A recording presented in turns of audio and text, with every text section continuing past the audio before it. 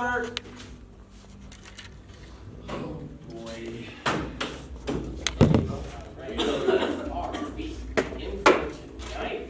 Okay, here's what's going wrong. My nose today. Now my nose is running.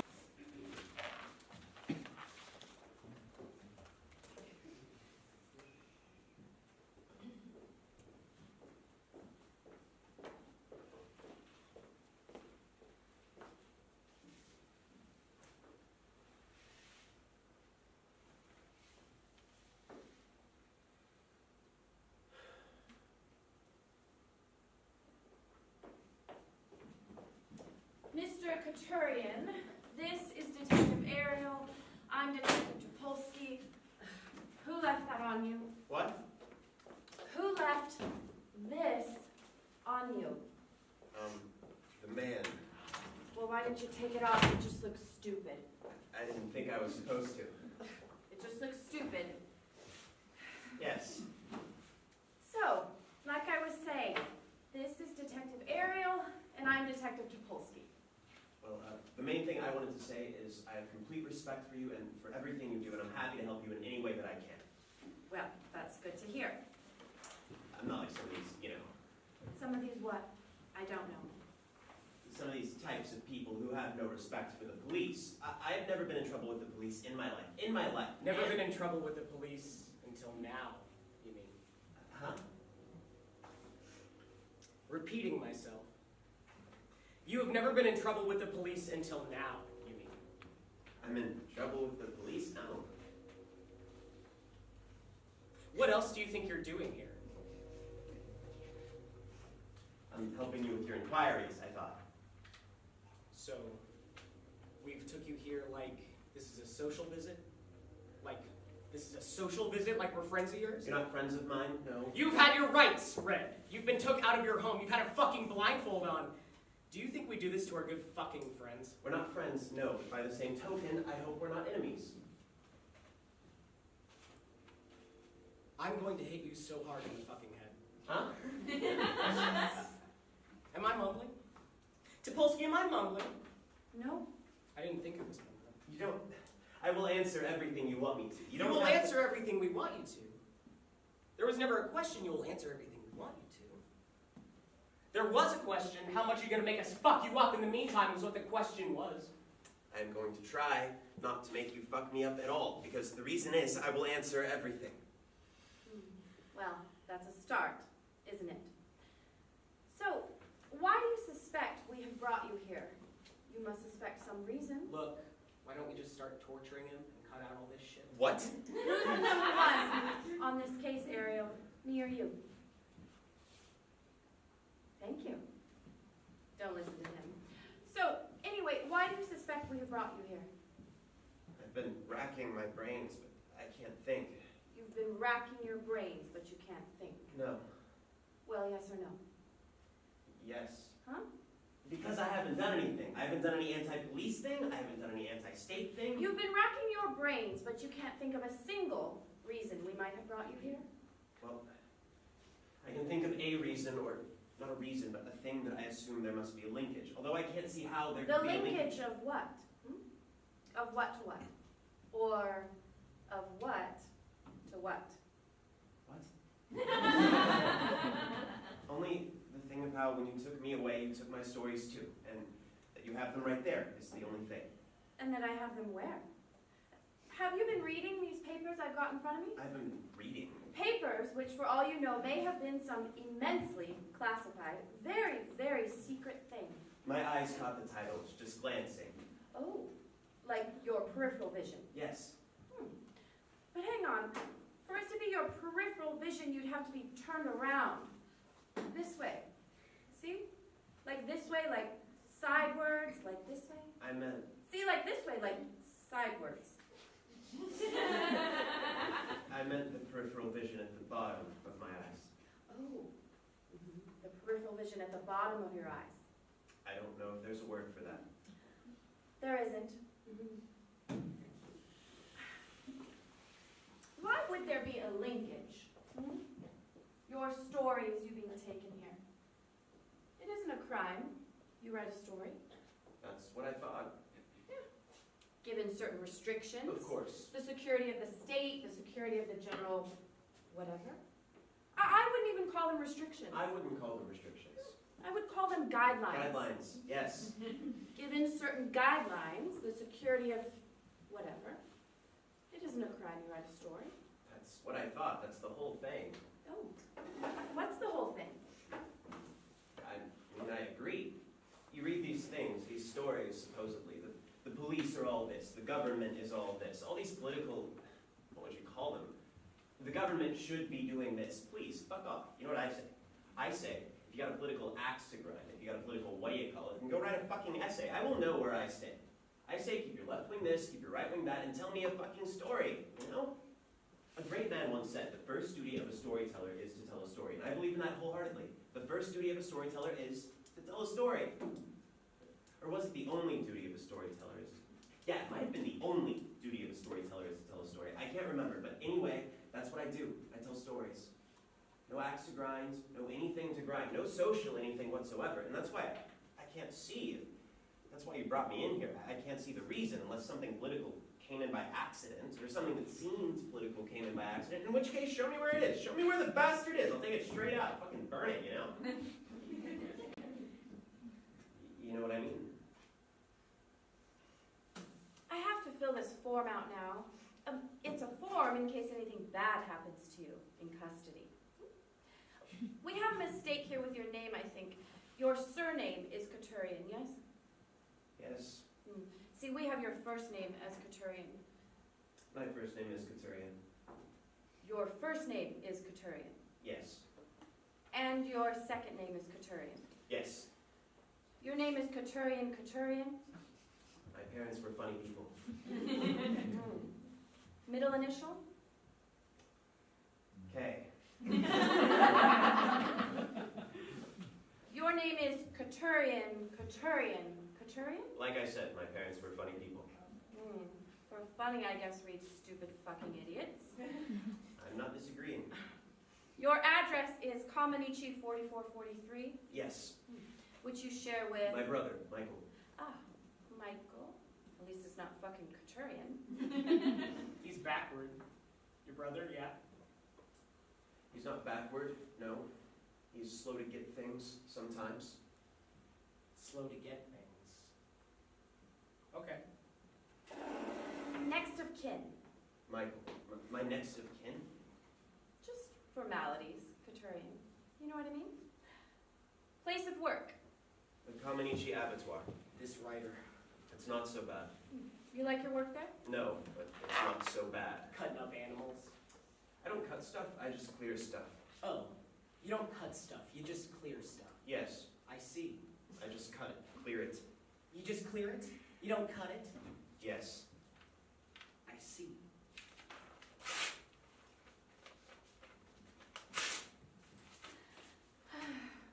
Well, that was not a form, in case anything bad happens to you in custody. I was just mucking around. What was it? Well, it was a piece of paper I was about to tear in two. Ah, here we are. The Little Apple Men. What about it? It's not one of my best. It's pretty good, though. This is a story. It starts out, there's a little girl and she's treated badly by her father. He slaps her around in that. He's a what? What? The father. He's a something you said. He represents something, does he? He represents a bad father. He is a bad father. How do you mean represents? He is a bad father. Yes, he slaps the little girl around. And this is why he's a bad father. Yes. What else does he do to the little girl? He is a bad father. All the story says, I think, is the father treats the little girl badly. You can draw your own conclusions. Oh. We can draw our own conclusions now, can we? Huh? You're saying we can draw our own conclusions now, No. are you? Yes. We know we can draw our own fucking conclusions! I know. Huh? I know. Fucking. Huh?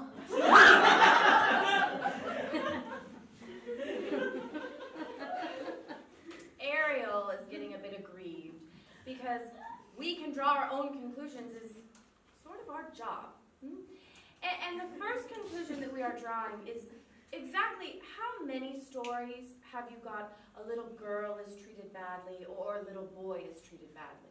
A few? A few. A few. I'll say a fucking few. The first fucking 20 we picked up where a little girl gets fucked over in this way, or a little boy gets fucked over in this way. But that isn't saying anything. I'm not trying to say anything. You're not what? What? You're not what? What, you think I'm trying to say that the children represent the people or something? I'm trying to say. The children represent the people? I mean... I'm trying to say. He's putting words in my fucking mouth now. I'm trying to say, let alone draw our own fucking conclusions. We can't even speak now, this fucking guy says. Hey, put your fucking hands down, okay?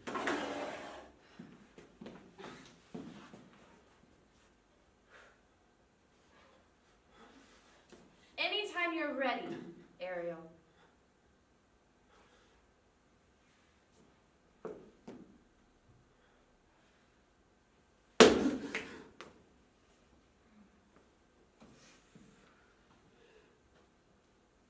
Retake your seat, please.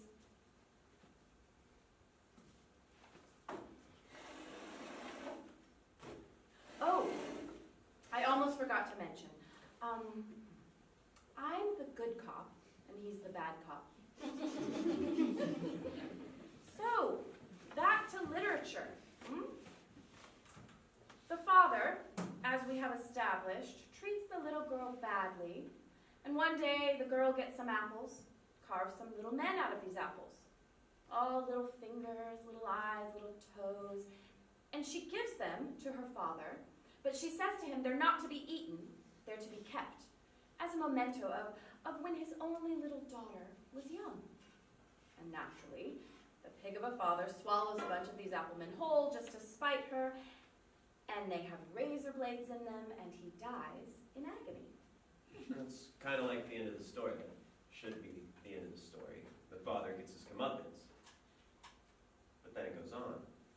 But then it goes on. The girl wakes up that night. A number of applemen are walking up her chest. They hold her mouth open. They say to her, You killed our little brothers. You killed our little brothers. They climb down her throat. She chokes to death on her own blood. The end.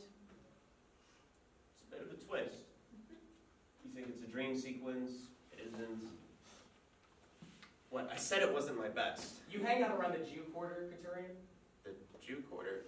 No, I pass through there from time to time. I collect my brother. The Lamanic district, his school. It's not the Jewish quarter. You go through the Jewish quarter. You collect your brother? He's older than you, he still goes to school? It's a special school. It's a learning difficulties. Is this a Jew thing? Because I don't know any Jews. You don't know any Jews? I don't have anything against any Jews, but I don't know any Jews. But you don't have anything against any Jews? No. Should I have? Should I have? Oh, good answer. Should I have? It's kind of lily-livered and subservient on the one hand, but also vaguely sarcastic and provocative on the other. Should I have? I wasn't trying to be provocative. Were you trying to be subservient? No. Then you were trying to be provocative. Oh, and now Ariel's going to hit you again. Listen, I don't understand what I'm doing here. I don't know what you want me to say. I don't have anything against anybody, against any Jews or you or anybody. I just write stories. That's all I do. That's my life. I stay in and I write stories. That's it.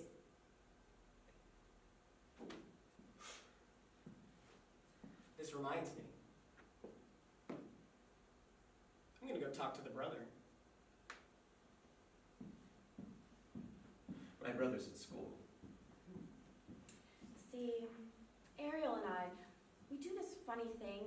We always say, this reminds me, when the thing hasn't really reminded us of the thing we're saying it reminds us of at all. It's really funny. My brother's at school, Your brother is one door down. but he'll be scared. You seem a little scared yourself. I am a little scared. What are you scared about? I'm scared that my brother is all alone in a strange place, and I'm scared that your friend is going to go kick the shit out of him. And I'm scared he's going to come back and kick the shit out of me. Although if he does, it's okay. I mean, I'd rather he didn't, but if there's something in these stories you don't like, then then go ahead and take it out on me. But my brother gets frightened easily. He doesn't understand these things. And he's got nothing to do with these stories anyway. So I just think it's completely unfair you should have brought him down here. And I think you should just fucking go and fucking let him out of here right now. Right fucking now! I bet you're all adrenaline now, aren't you? All, ooh, I just shouted at a police officer. Ooh, I probably shouldn't have, but ooh, I got really angry. Ooh. Calm the fuck down, all right? Do you think we're animals? No. Well, we're not animals. We deal sometimes with animals, but we're not animals. Your brother will be fine. You have my word.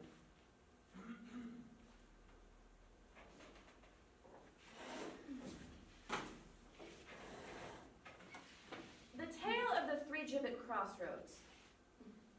This does not have your theme, it seems. What theme? You know, your theme. Some poor little kid gets fucked up. Your theme. That's not a theme. Some of them have come out that way. That isn't a theme. Although maybe in an oblique way, it does have your theme. I don't have themes. I've written, what, 400 stories that maybe 10 or 20 have children in? Have murdered children in.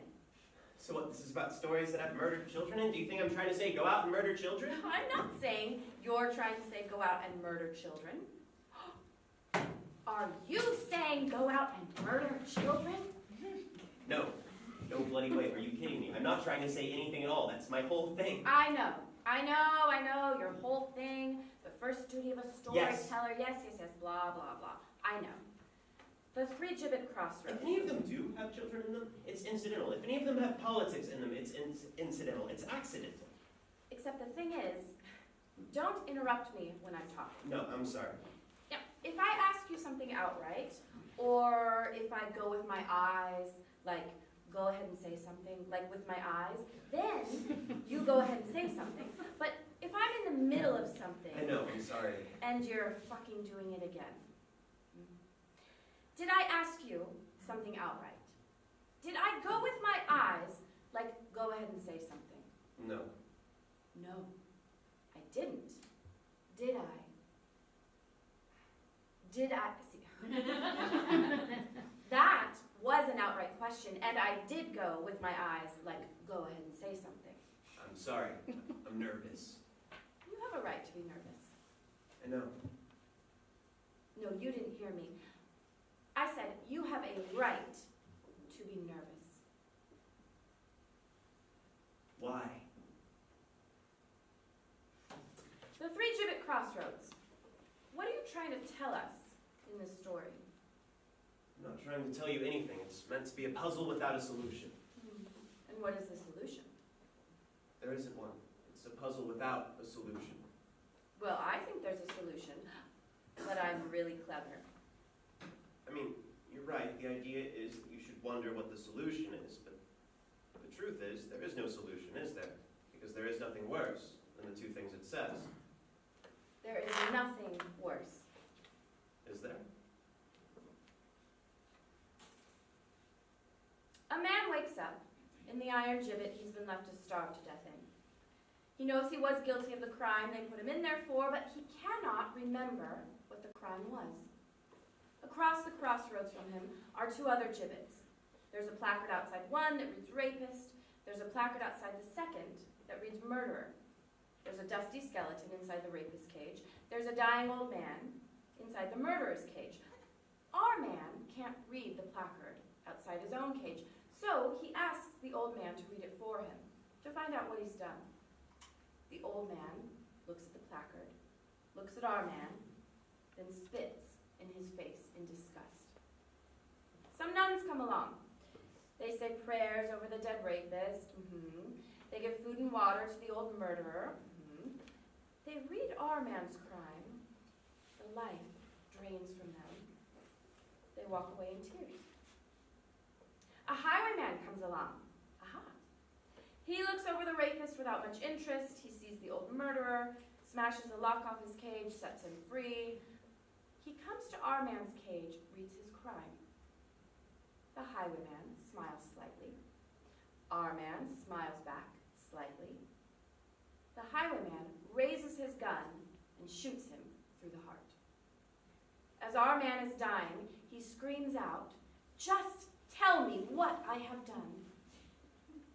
The highwayman rides off without telling him what he's done. The last words that our man ever says are, "Will I go to hell?" And the last sound he ever hears is the highwayman quietly laughing. That's a good story. That's something esque. What kind of esque is it? I don't really go for that esque sort of stuff anyway, but there's nothing wrong with that story, is there? No, there's nothing wrong with this story. There's nothing in this story you would say, the person who wrote this story is a sick, fucking scummy cunt. No. All this story is to me, this story is a pointer. A pointer? It is a pointer. Oh. It is saying to me, on the surface, I am saying this, but underneath the surface, I am saying this other thing. Oh. It is a pointer. You understand? Yes, it is a pointer. It is a pointer. It is your best story, you say? No, it's one of my best stories. Oh, it's one of your best stories. You have so many. Yes. My best story is the Town on the River one, the tale of the town on the river. Your best story is the tale of the town on the river. Hang on. Oh. This tells me something. This is your best story. What? What is it a pointer to? It's the only one that was published. We know it's the only one that was published. So far. The Libertad, it was published. Yes. The Libertad. I don't read it. You don't read it? I send the stories around, wherever, just in the hopes. I don't read all You of it. don't read the Libertad. No. It isn't illegal. You read the Libertad. I know, nor if you have a story published in it, I know. It has your theme. Did they give you themes, the Libertad? Did they say, go out and write a story about a pony, or write a story about some little kid gets totally fucked up? Did they do that? They just gave a word count thing, a maximum number of words. It was a theme of your own choosing. It was a theme of my own choosing. Read it to me. The whole of it? The whole of it. Standing. This feels like school somehow. Except at school, they don't execute you at the end. Well, unless you went to a really fucking tough school. Okay.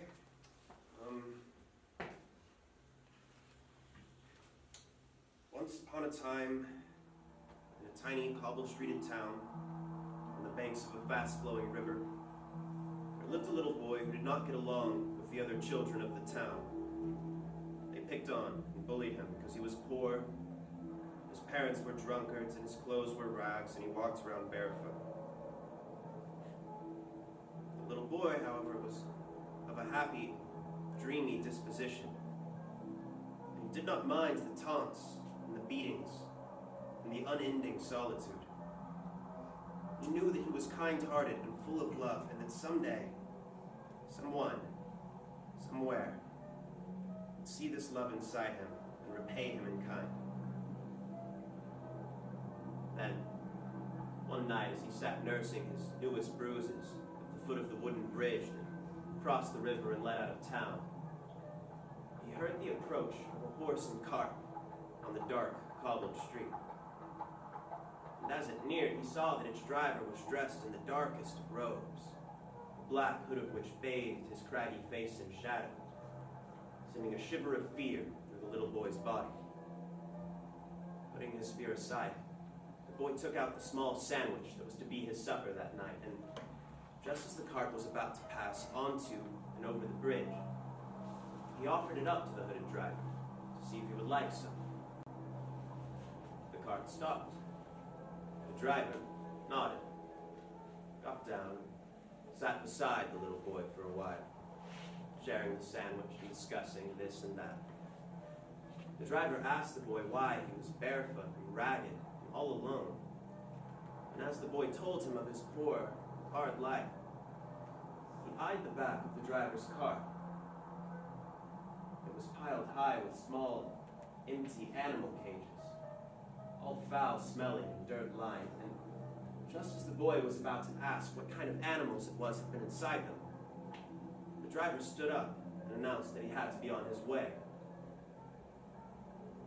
But before I go, the driver whispered, "Because you have been so kindly to an old, weary traveler, and offering half of your already meager portions, I would like to give you something now, the worth of which today you may not realize, but one day, when you're a little older perhaps, I think you will truly come to value and thank me for. Now close your eyes." And so the little boy did as he was told and closed his eyes. And from a secret inner pocket of his robes, the driver pulled out a long, sharp, and shiny meat cleaver, raised it high in the air, and brought it scything down on the boy's right foot, severing all 5 of his muddy little toes. And as the boy sat there in gaping, silent shock, staring blankly into the distance at nothing in particular,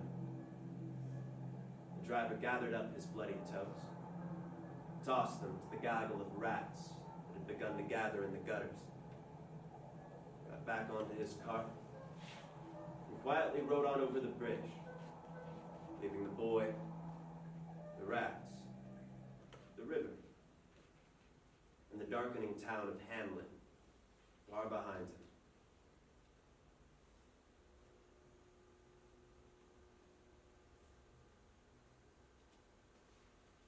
Of Hamlin, see? Of Hamlin. Do you get it? The little boy is the little crippled boy who couldn't keep up when the Pied Piper came back to take the children away. That's how he was crippled. I know that. It's a twist. I know it's a twist. It's the children he was after. It's the children who was after. It's the children the Pied Piper was after. From the start, my idea was he brought the rats. He brought the rats. He knew the townspeople wouldn't pay. It's the children he was after in the first place. This reminds me. What? Oh, this reminds you, but it hasn't actually reminded you of anything.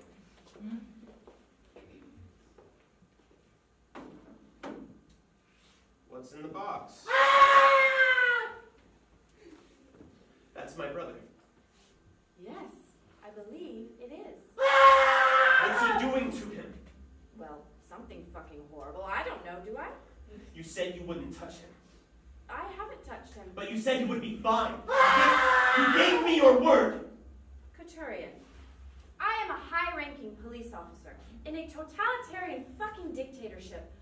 What are you doing? Taking my word on anything? What have you done to my brother? What have you done to my brother, I said? See, Ariel, Couturier's asking the questions now. First, it was, what's in the box? This is while you were torturing the spastic.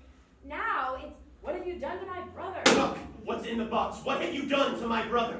Well, Ariel had a problem childhood, you see, and he tends to take it out on all the retards we get in custody. It's bad, really, if you think about it. What have you done to him? You know, you being such an upstart and shouting all over the place, I would normally have smashed your face in by now. But because I've just been doing that to your subnormal brother, my hand really hurts. So for now, I'm just going to let you off with a very stern warning. I want to see my brother right now. You smashed his face in, did you, Ariel? Except, hang on. That could be classified as police brutality, couldn't it? Oh, no. He really hurt my hand. Oh, look at your poor hand. I know, it really hurts. Now, how many times have I told you? Use a truncheon. So, what do you call your bare hands, Ariel? And on a spastic, he won't even get the benefit. He's just a child. I'm taking a breather now. But the next time I go in there, I think I'm gonna stick something sharp up in him and then turn it.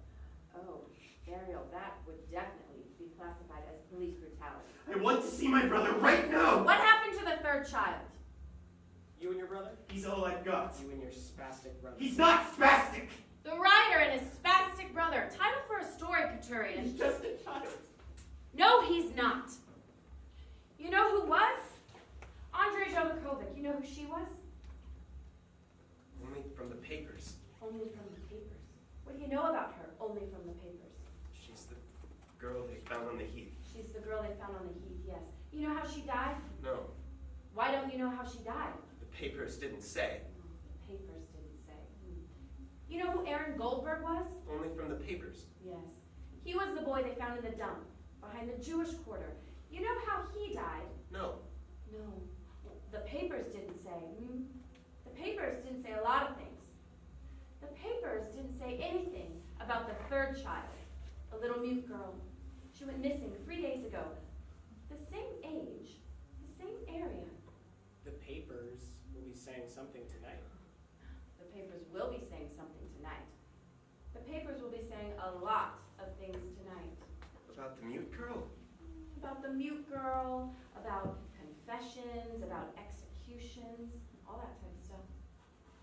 I don't understand what you're trying to say to me. Are you trying to say I shouldn't write about stories that have child killings in them because in the real world there are child killings? He wants us to think that he thinks that all we've got against him is a disagreement with his fucking prose style. Like, we don't know what his brother just said to me. What did my brother just Like, say? we don't know what's in this box! Whatever my brother said to you, you made him say to you. He doesn't speak to strangers. He spoke to me. He speaks to strangers, all right. He said both you and he speak to strangers. I want to see him. You want to see him? I want to see him, that's what I said. You are demanding to see him? I would like to see my brother. You are demanding to see your brother? I am fucking demanding. Yes, I want to see he's all right. He will never be all right! I've got a right to see my brother. You've got no fucking rights! Sit down, please. Not no more, you've got no fucking rights. I've got rights. Everybody's got rights. You ain't. Why ain't I? Open the box. I'll read you your rights in a fucking minute. Yeah, like I bet you read my brother his rights too. Oh, I read him his rights, all right. I bet you did. I bet you fucking did. Open the box. No, I bet I fucking did. Yeah, I bet you fucking did. No, I bet I fucking did! No, you bet you fucking did. Open the fucking Open box! the fucking box.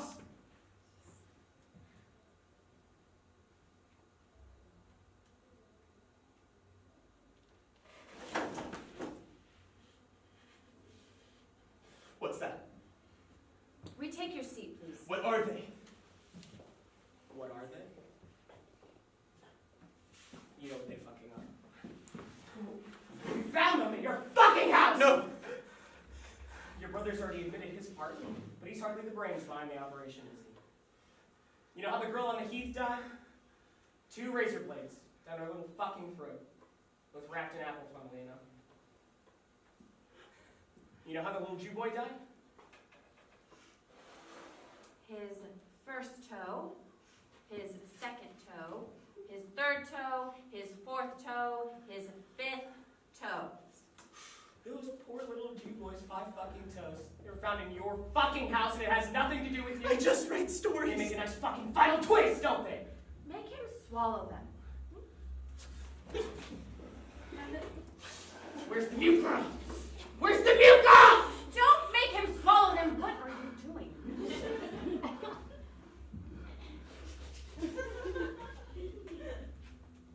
You said make him swallow. Just to scare him. They're evidence. Have some sense. Fuck off, have some sense. Don't start on me again and quit it with that problem child and shit too. But you did have a problem child. Quit it, I said. And look at that hand. That is so obviously fake blood. Fuck off. Pardon I me? said, fuck off.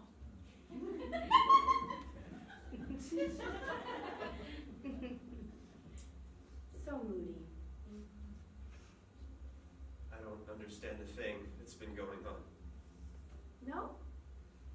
Well, here's where we stand as of 5:15 p.m.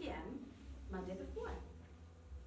Along with the evidence that we found in your house, your brother, spastic or not, has admitted, under duress or not, enough about these murders for us to execute him before the evening's out.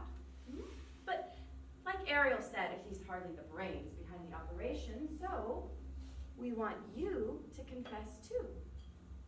We like executing writers.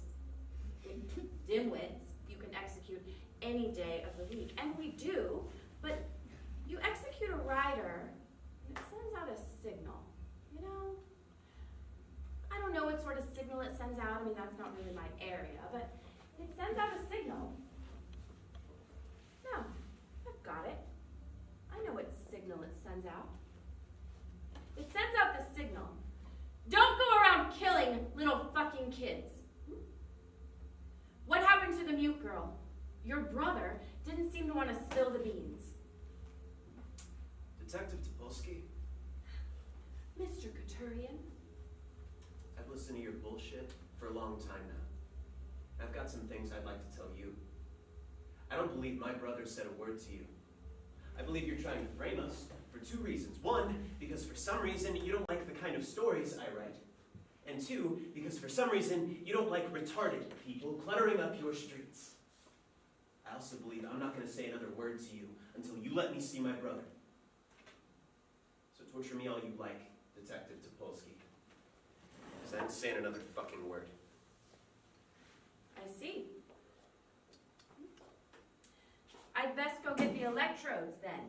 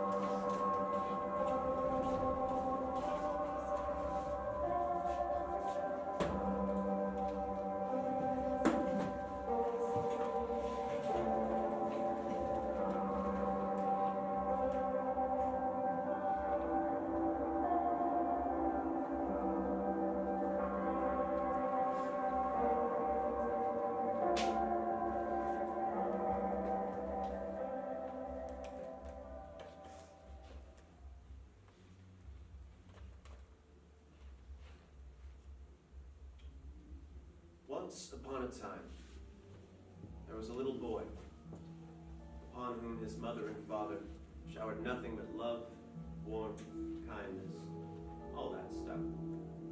He had his own little room in a big house in the middle of a pretty forest. He wanted for nothing. All the toys in the world were his.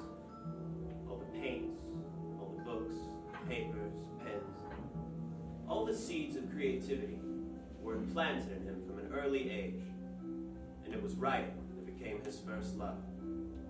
Fairy tales, short stories, little novels, all bright, colorful things about bears and piglets and angels and so forth. Some of them were good. Some of them were very good. His parents' experiments had worked.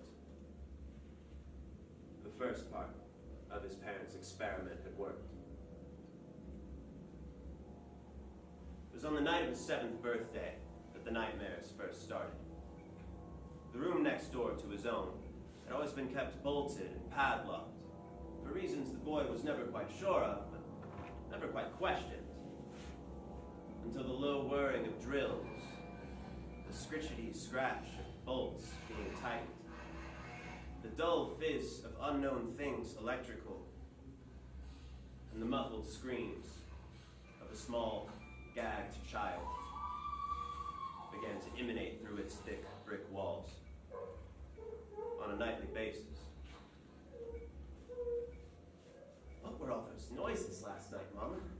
The boy would ask after each long, desperate, sleepless night, to which his mother would ever reply, "Oh, little cat, that's just your wonderful but overactive imagination playing tricks on you." Oh, do all all children of my age hear such sounds of abomination nightly? No, my darling. Only the extraordinarily talented ones. Oh, cool. And that was that. And the boy kept on writing, and his parents kept encouraging him with the utmost love, but the words and the screams kept going on. And his stories got darker, and darker, and darker. They got better and better due to all of the love and encouragement, but they got darker and darker due to the constant sound of child torture. It was on the day of his 14th birthday, the day he was waiting to hear the results of a short story competition he was shortlisted for, that a note slipped out from under the door of the locked room. A note which read, "They have loved you and tortured me for 7 straight years, for no reason other than as an artistic experiment. An artistic experiment which has worked. You don't write about little green pigs anymore, do you?" The note was signed to your brother, and the note was written in blood. He asked through the door to find his parents sitting in there, smiling, alone. His father doing some drill noises, his mother doing some muffled screams of a small child. They had a little pot of pig's blood between them, and the boy's father told him to look at the other side of the blood-written note. The boy did, and found out he'd won the 50 pounds first prize in the short story competition. They all laughed. The second part of his parents' experiment was complete. They moved house soon after that, and though the nightmare sounds had ended, the boy's story stayed strange and twisted, but good. And he was able to thank his parents for the weirdness they had put him through. And years later, on the day that his first book was published, he decided to revisit his childhood home for the first time since he'd left. He idled about his old bedroom, still had the paints and toys scattered around. And he went to the room beside it. It still had the dusty old drills, padlocks, and electrical cord laying around. And he smiled at the insanity of the very idea of it all. But he lost his smile when he came across the corpse of a 14-year-old child that had been left to rot in there, barely a bone of which wasn't broken or burned, in whose hand there lay a story scrawled in blood. And the boy read that story, a story which could only have been written in the most sickening of circumstances. And it was the sweetest, gentlest thing he'd ever come across. But what was even worse, it was better than anything he himself had ever written, or ever would. So,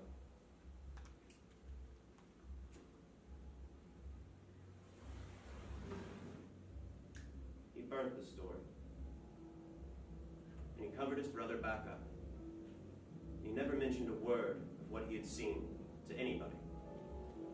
Not to his parents, not to his publishers, not to anybody. The final part of his parents' experiment was complete. Couturian's story, the writer and the writer's brother, ended there, in fashionably downbeat mode, without touching upon the equally downbeat but somewhat more self-incriminating details of the truer story. That after he'd found the blood-written note and broken into the next-door room, it was, of course, his brother he found in there. Alive as such, but brain damaged beyond repair. And that night, whilst his parents were sleeping, the 14-year-old birthday boy held a pillow over his father's head for a little while. And then, after waking her a moment, just to let her see her dead blue husband, over his mother's head for a little while, too.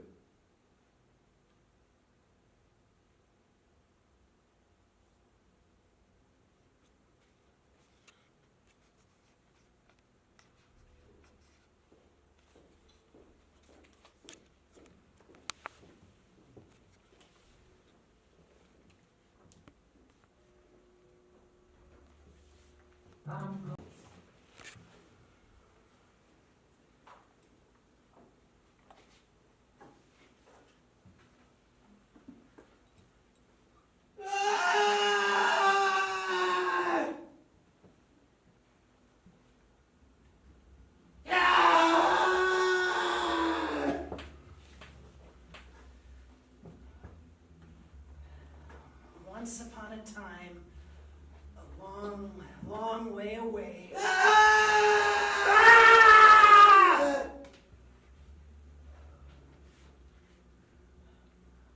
Once upon a time, a long, long way away, there was a little green pig. There was a little green pig who was green.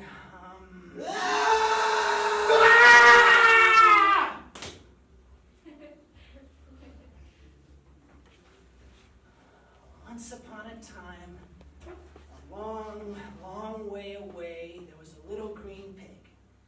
Or was it a long, long way away? Where was it?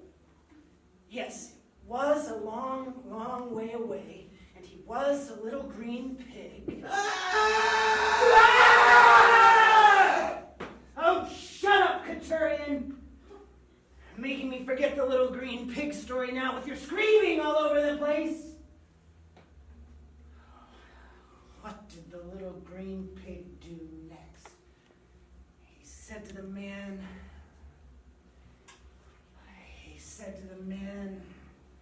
"Hello, man. I can't do stories like you do stories anyway. I wish they'd hurry up and stop torturing you. I'm bored. It's boring in here. I wish."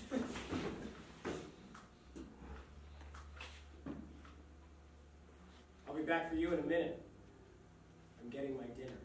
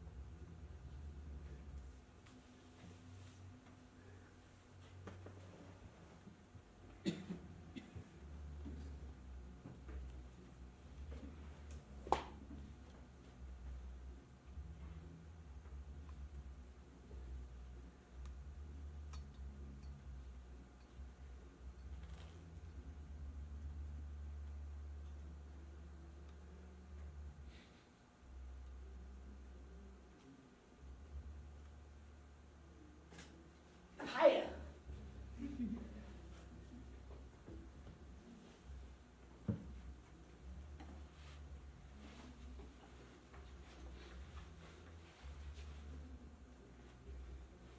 What are you doing? Holding on to your leg. Oh. Why? I don't know, I'm in pain. Am I allowed to hold on to my brother's leg when I'm in pain? Of course you are, Katurian. Just seems weird. How are you doing anyway? Great. Just a bit bored. You were making some racket. What were they doing? Torturing you? Yeah?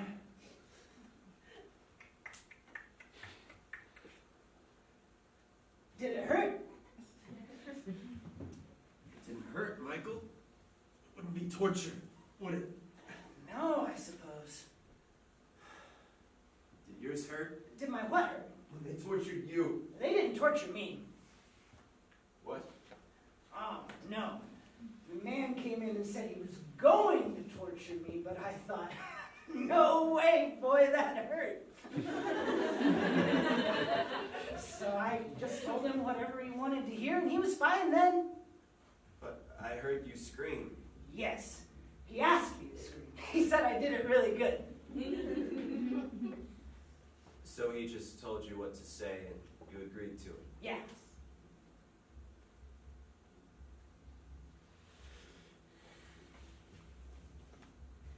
Swear to me on your life that you didn't kill those 3 kids. I swear to you on my life that I didn't kill those 3 kids. Did you sign anything? Huh? You know I can't sign nothing. Then maybe we can still get out of this. Get out of what? Get out of being executed for killing 3 children, Michael. Oh, get out of being executed for killing 3 children. That'd be good. How? All they have against us is what you said and the stuff they said they found in the house. What stuff? They had this box full of toes. No, hang on. They said they were toes. They didn't look that much like toes. They could have been any... Shit, man. And they said they tortured you too. His hand was all covered in blood. Are you saying he didn't touch you at all?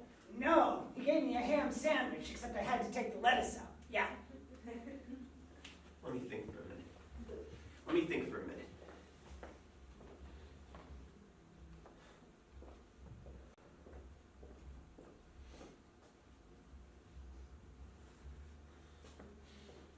You like thinking, don't you? Why are we being so stupid? Why are we believing everything they're telling us? Why? This is just like storytelling. I know. A man comes into a room, says your mother's dead, yeah?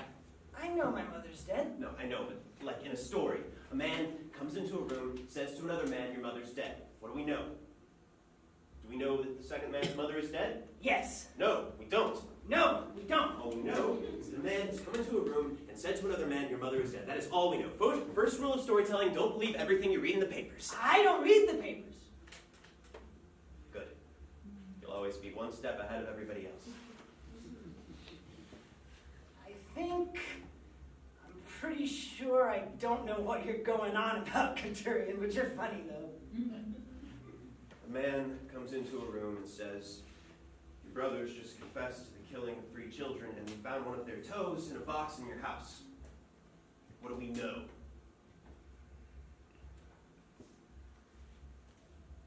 I get it. Do we know that your brother has killed 3 children? No. No. Do we know that the brother has confessed to killing 3 children? No. No. Do we know that they found a kid's toes in a box in your house? No. Do we? Oh my God. What? We don't even know there were any children killed at all. It was in the papers. Who runs the papers? The police. Oh, you're quite clever.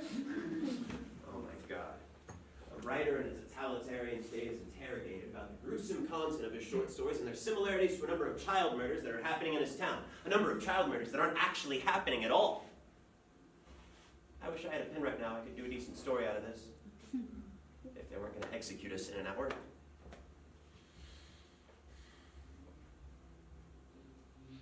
Whatever they do, Michael, no matter what, you don't sign anything. No matter what they do to you, you don't sign anything. You got it? Whatever they do to me, I don't sign anything. No matter what they do to me, I don't sign anything.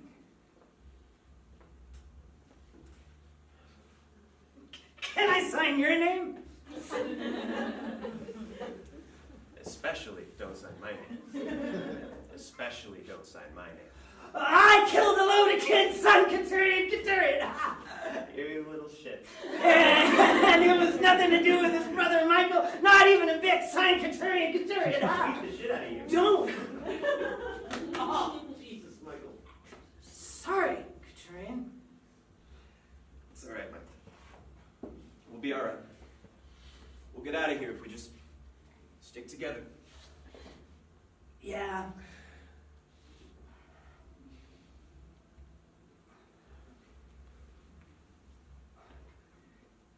My ass is really itchy today. I don't know why. We got any of that powder left? No, you used it all like it was going out of style.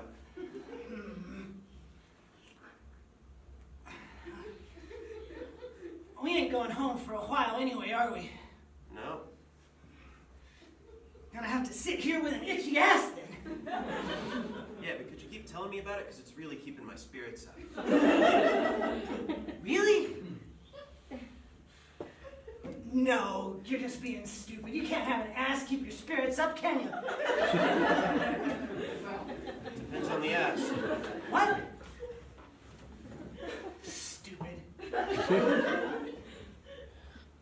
Well, it's itchy anyway, I'll tell you that. I'm trying not to itch it or anything, you know, 'cause you're here, but I'll tell you, it's itchy, man. Got one itchy ass.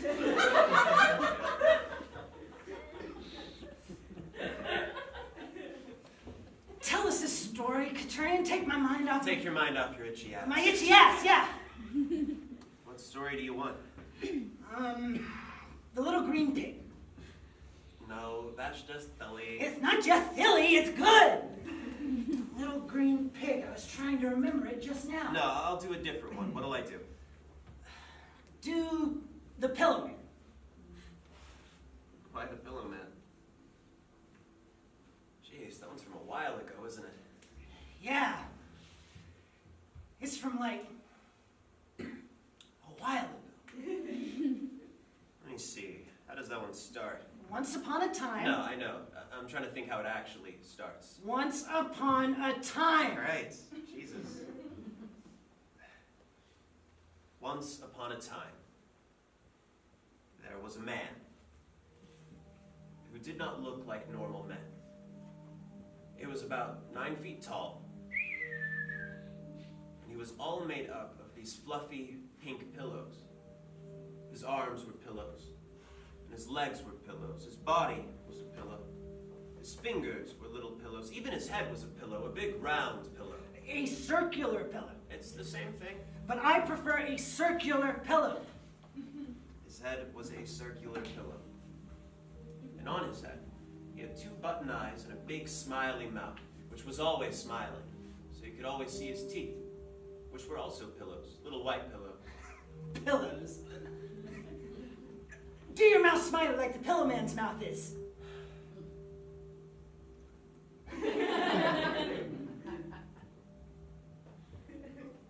Well, the Pillowman had to look like this. He had to look soft and safe because of his job. Because his job was a very sad and a very difficult one. Uh-oh.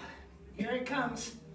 You see, whenever a man or a lady was very, very sad because they'd had a hard and dreadful life, and they just wanted to end it all, they just wanted to take their own lives and take all the pain away, well, just as they were about to do it, whether it be by gas, or by razor, or by bullet, Or by jumping off of something big. yes, by whatever preferred method of suicide. Preferred's probably the wrong word, but anyway, just as that person was about to do it, the Pillowman would go to them, and he'd sit with them, and he'd gently hold them, and he'd say, "Hold on a minute." And time would slow strangely. And as time slowed, the Pillowman would go back in time. Back to when that man or that lady was just a little boy or a little girl. To when the life of horror they were to lead hadn't quite yet begun. And the Pillowman's job was very, very sad. Because the Pillowman's job was to get that child to kill themselves. And so avoid the years of horror that would just end up in the same place for them anyway. Facing an oven, facing a shotgun, facing a lake. But I've never heard of any small children killing themselves, you might say. Well, the Pillowman would always suggest that they do it in a way that would just look like a tragic accident. He'd show them the bottle of pills that looked just like Sweeties. He'd show them the place on the river where the ice was too thin. He'd show them the parked cars that it was really dangerous to dart out between. He'd show them the plastic bag with no breathing holes and exactly how to tighten it. Because mommies and daddies always find it easier to come to terms with a 5-year-old lost in a tragic accident than they do with a 5-year-old who has seen how shitty life is and taken action to avoid it. Now, not all children would go along with the Pillowman. There was one little girl, a happy little thing, who just wouldn't believe the Pillowman when he told her that life could be awful, and her life would be. And she sent him away. And he went away crying big, gloopy tears that made puddles this big. And the next night, another knock came at her bedroom door. And she said, "Go away, Pillowman. I've told you I'm happy. I've always been happy, and I'll always be happy." But it wasn't the Pillowman. It was another man. And her mommy wasn't home, and this man would visit her every time her mommy wasn't home. And she soon became very, very sad. And as she sat in front of the oven when she was 21, she said to the Pillowman, "Why didn't you try to convince me?" And the Pillowman said, "I tried to convince you, but you were just too happy." And as she turned on the gas as high as it would go, she said, "But I've never been happy. I've never been happy." Could you skip on to the end, please? This bit's a bit boring. Well, that's a bit rude, Michael, actually. Oh, sorry, Katurian. But could you skip on to the end, please? Well, the end of the Pillowman. You see, when the Pillowman was successful in his work, a little child would die horrifically.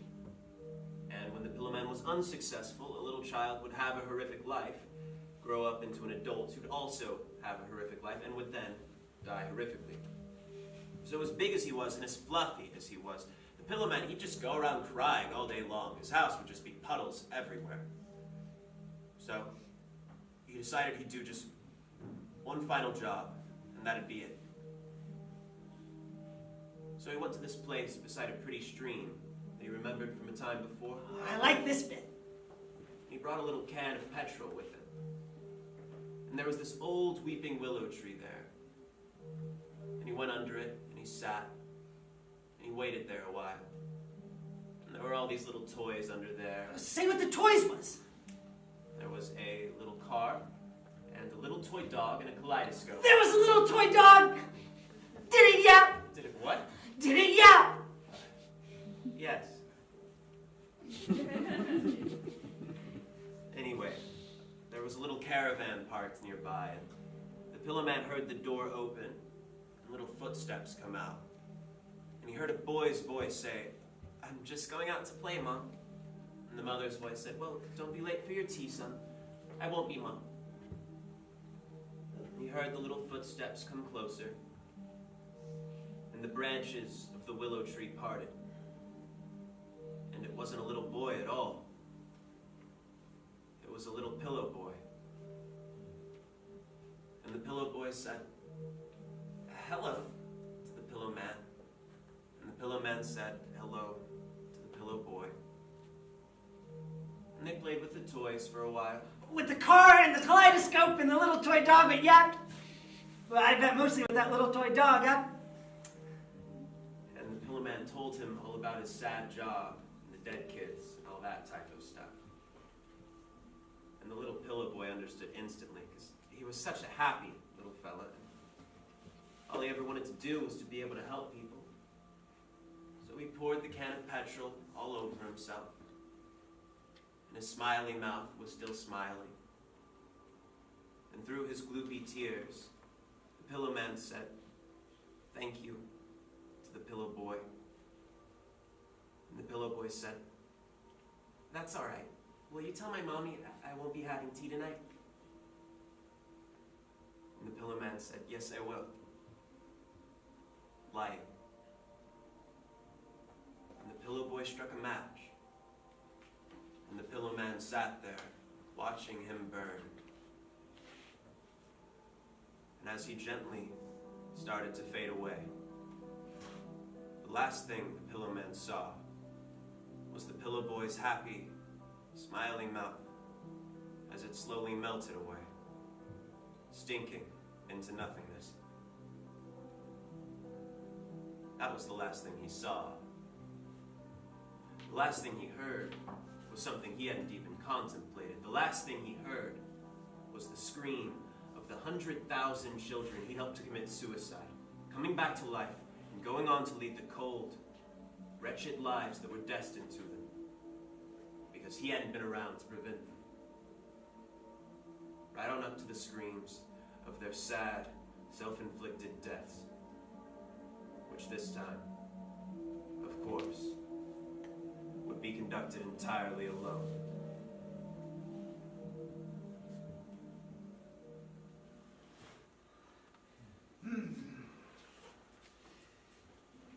I don't really get the end bit, but, so the Pillowman just faded away, huh? He just faded away, yeah, like he never existed. Into the air? Into the air, into wherever. Into heaven?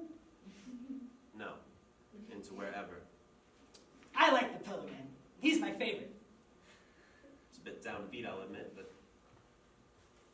Is your itchy ass all right now? It wasn't till you reminded me. I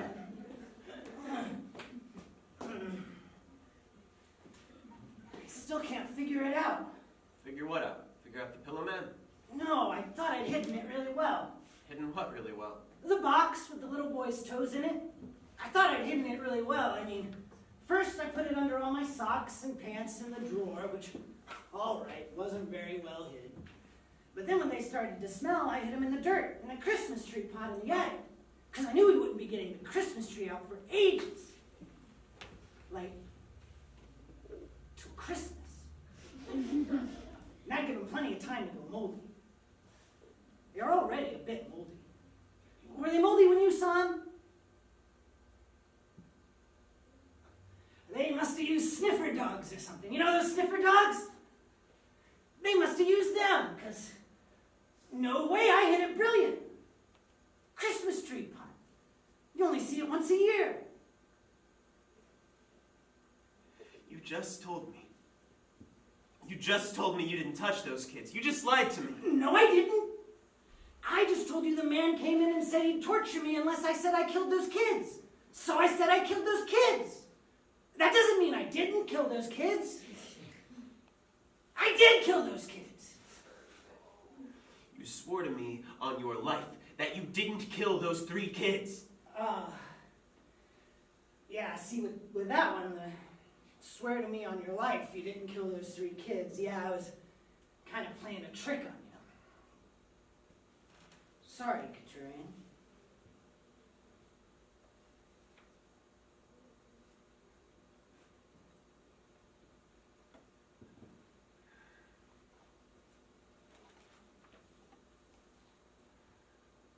I know it was wrong, really. But it was very interesting. The little boy was just like you said he'd be. I chopped his toes off and he didn't scream at all. He just sat there looking at them. He seemed very surprised. I suppose you would be at that age. His name was Aaron. He had a funny little hat on. Kept going on about his mom. God, he bled a lot. You wouldn't have thought there'd be that much blood in such a little boy. Then he stopped bleeding and went blue. Poor thing. I feel quite bad now. He seemed quite nice. Can I go home to my mommy now, please?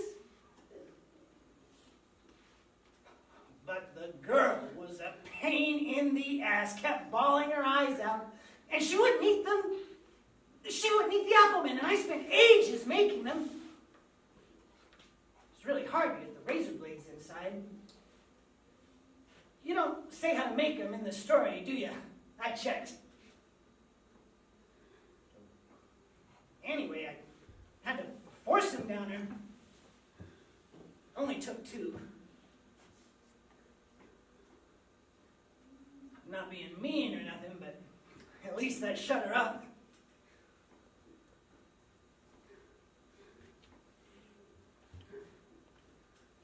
hard to get out of your clothes, isn't it? Blood? You try washing your shirt tomorrow. It'll take ages. You'll see.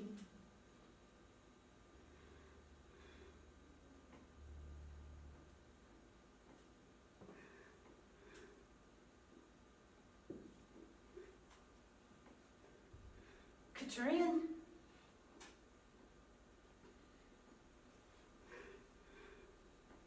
I could wash it for you if you want. I'm getting quite good at it. What did you do it for? Huh? You're mumbling. What did you do it for? Don't cry, Katurian. Don't cry. What did you do it for? You know, because you told me to. Because I what? Because you told me to. I remember telling you to do your homework on time. I remember telling you to brush your teeth every night. I do brush my teeth every night. I don't remember telling you to take a bunch of little kids and go butcher them. I didn't butcher them. Butcher them.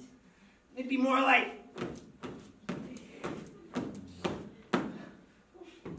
Mine was more like...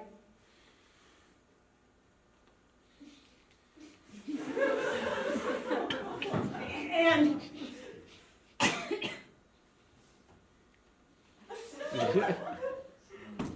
Butcher them. That's a bit strong. And I wouldn't have done anything if you hadn't told me, so don't you act all innocent. Every story you tell me, something horrible happens to somebody. I was just testing out how far-fetched they were.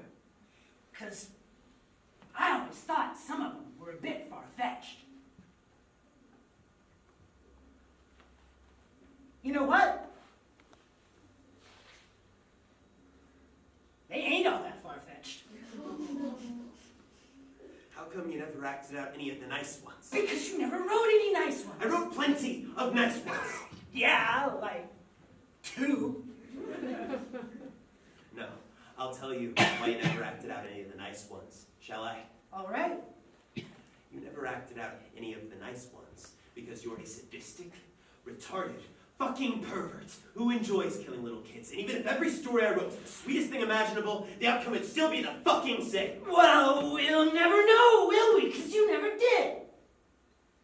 And I didn't enjoy killing those kids. It was irritating. It took ages. And I didn't set out to kill those kids. I just set out to chop the toes off one of them and then put razors down the throat of one of them. Are you telling me you don't know that if you chop the toes off a little boy and shove razors down the throat of a little girl that you don't know they're gonna die? Well, I know now. Well, Torture Man certainly seemed to be on my side. He seemed to agree that it was all your fault. Mostly your fault. What did you say to him? Just the truth. Which, particular truth? Just that, you know, all the things I did to all the kids I got from stories you wrote and read out to me. You said that to the policeman. Mm-hmm. You know, just the truth. That isn't the truth, Michael. Yes, it is. No, it isn't. Well, did you write some stories with children getting murdered in them? Yes, but... Well, did you read them out to me? Yes. Well, did I go out and murder a bunch of children? Yes, I did, is the answer to that. So I don't see how the this isn't the truth comes into it, let alone the statistic retarded pervert. I mean, you're my brother and I love you, but you know, you just spent 20 minutes telling me a story about a bloke. His main thing in life is to get a bunch of little kids to, at minimum, set themselves on fire. So,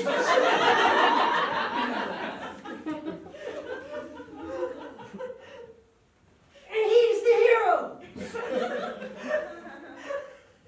And I'm not criticizing, he's a very good character.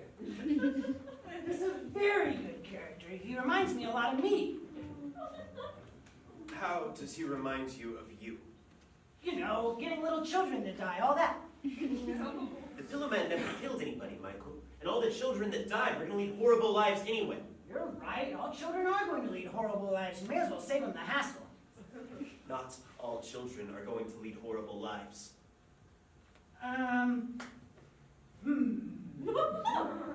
Did you lead a horrible life since you was a child?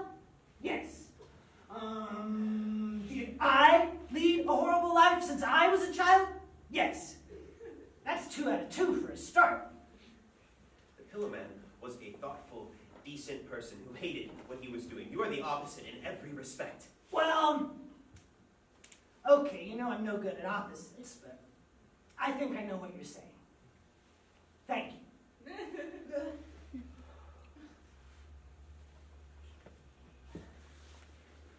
The Pillowman's a good story, Katurian. It's one of your best. You know, I think you're going to be a famous writer someday. God bless you. I can see it. When? Huh? When am I going to be a famous writer? Someday, I said. They're going to execute us in an hour and a half. Oh, yeah. Well, I guess you aren't going to be a famous writer then. They're going to destroy everything now. They're going to destroy us. They're going to destroy my stories. They're going to destroy everything. Well, I think it's us we should be worried about, Katurian, not your stories. Oh, yeah? Yeah, they're just paper. They're just what? They're just paper.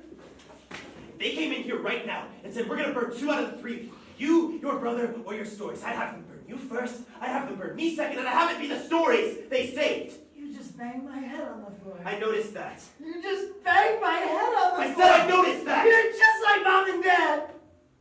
Say that again. You're just like Mom and Dad, hitting me and shouting at me. I'm just like Mom and Dad. Let me work this Oh, out. don't start that. Mom and Dad kept their firstborn son in a room where they tortured him for 7 straight years. And you made a little boy bleed to death, made a little girl choke to death, did God knows what else to another little girl, and you're not like Mom and Dad. But I banged a fucking dimwit's head on the floor once, and I am like Mom and Dad. Yes, exactly, exactly. I see your logic, Michael. I see where you're coming from. Good.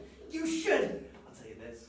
If Mom and Dad are looking down right now, I think they'd be glad to see you turn out to be exactly the kind of little boy they could be proud of. Don't say that. Truly proud of. You're a carbon copy of him almost. Maybe you should grow a little goatee beard, start wearing glasses like him. Don't say Start that. wearing lots of diamonds like her. Talk like this, my son. Don't say that or I'll kill You're you. not gonna kill me, Michael. I ain't 7. I'm not like them. I didn't want to hurt anybody. I was just doing your stories. What did you do to the 3rd girl? No, I'm not telling now. You hurt my feelings and my head. You'll tell quick enough when they get a hold of you. I can take it. Not like this, you can. You don't know what I can take.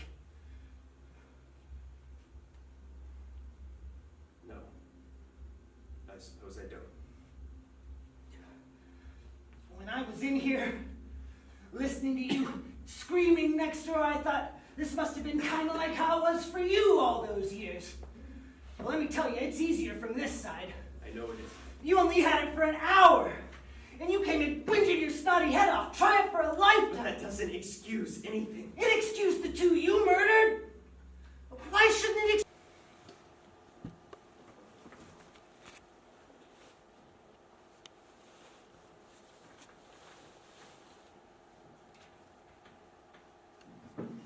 Once upon a time, in a place not so very far away, there lived a little girl. Although this little girl's gentle parents hadn't brought her up very religiously at all, she was quite determined that she was the second coming of the Lord Jesus Christ, which was somewhat strange for any 6-year-old. She'd wear a little beard and go around in sandals, blessing stuff. She could forever be found walking amongst the poor and the homeless, consoling the drunks and the drug addicts, and generally consorting with the type of person her mommy and daddy did not deem suitable for a 6-year-old to be consorting with. Each time they'd drag her home from some unsavory sort, she would would stamp and scream and throw her dollies about, and when her parents would counter this, Jesus never stamped and screamed and threw his dollies about. She'd say, "That was the old Jesus, get it?" Well, one day, little girl slipped away yet again, and for 2 horrifying days, her parents could find neither hide nor hair of her, until they received a distraught call from a priest they didn't know. "You had better come on down to the church," he said. "Your little girl here is giving us a lot of shit." It's cute at first, but now it's getting really irritating. Well, her parents didn't care about all that. They were just relieved that she was alive and well, and they sped downtown to pick her up. In their haste, they careened into an oncoming meat truck, were beheaded and died. The little girl was informed of the news. She shed one single tear, and not a single tear more, as she thought Jesus would have done had he lost his parents in a vehicular beheading. And the state shipped her off to live in the forest with some abusive foster parents, who hadn't told the state that they were abusive in the form, who hated religion, who hated Jesus, who hated anyone, in fact, but did not hate anyone, and who, as would follow, hated that little girl. She bore their hate with a happy heart, forgave them, but this didn't seem to work. Whenever she'd insist on attending church every Sunday, they'd take her sandals away, forcing her to walk barefoot and alone over craggy roads of broken glass. Yet when she'd finally arrive, she'd kneel for hours, praying for her Father in heaven to forgive them, only to be told off for bleeding all over the church. She'd receive a beating for arriving late home, though no time had been set for her arrival. She'd receive a beating for sharing her food with the poor kids at school. She'd receive a beating for cheering up the ugly kids. She'd receive a beating for wandering about looking for lepers. Her life was a constant torture. Yet she bore it all with a smile, and it all only made her stronger. Until one day, she met a blind man begging at the side of the road. She mixed a bit of her spittle in the dust, rubbed it over his eyes. He reported her to the police for rubbing dust and spittle in his eyes. Once her foster parents had gotten her home from the police station, they said to her, "So you want to be just like Jesus, do you?" And she said, "Finally, you fucking get it." And they stared at her for a while. And then it started. Her foster mother embedded in her daughter's head a crown of thorns made of barbed wire, because she was too lazy to make a proper crown of thorns, whilst her foster father whipped her with a cat o' nine tails. After an hour or two of that, they asked her, once she'd regained consciousness, "Do you still want to be like Jesus?" And through her tears, she said, "Yes, I do." So they made her carry a heavy wooden cross around the sitting room 100 times, till her knees buckled and her shins broke, and she could do nothing but stare at her little legs going the wrong way. And they said to her, "Do you still want to be like Jesus?" She was almost sick for a moment, but she swallowed it so she wouldn't look weak. And she looked them in the eyes, and she said, "Yes, I do." So they nailed her hands to the cross, and they bent her legs around the right way, and they nailed her feet to the cross.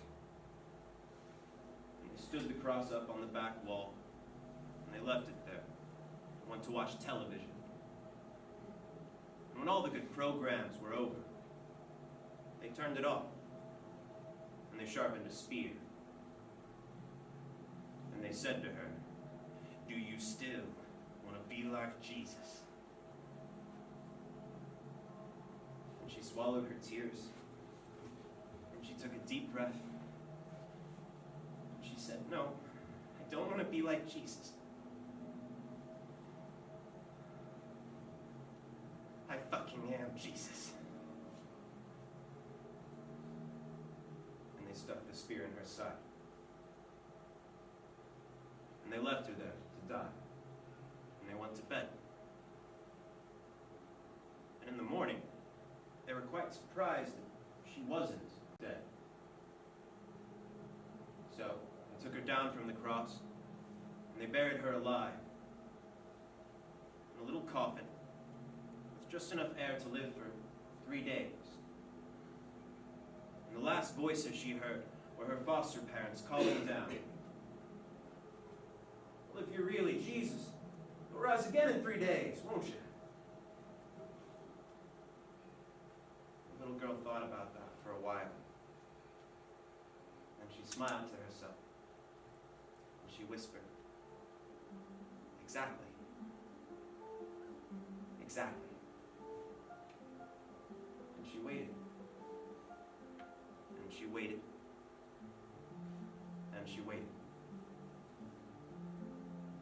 3 days later, a man out walking the woods stumbled over a small, freshly dug grave. But as he was quite blind, he carried on by, sadly not hearing a horrible scratching of bone upon wood a little ways behind him. It ever so slowly faded away, to be lost forever in the black, black gloom of the empty, empty, empty forest.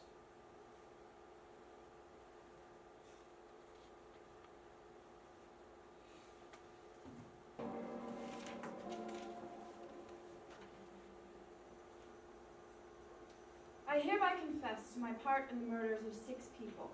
3 carried out by me alone, 3 carried out by myself and my brother while acting out a number of gruesome and perverted short stories I had written. Brackets attached, close brackets. My most recent killing was that of my brother Michael. Yeah, thanks for that, Couturian. We've never been able to pin that one on you. I held a pillow over his head, blah, blah, blah, savoring the horror of torture and execution at the hands of his blah, blah, blah. Some stuff about how much he loves his brother. Yeah, he really showed it. My most recent killing prior to that was of a little mute girl about 3 days ago. I do not know her name. This little girl was...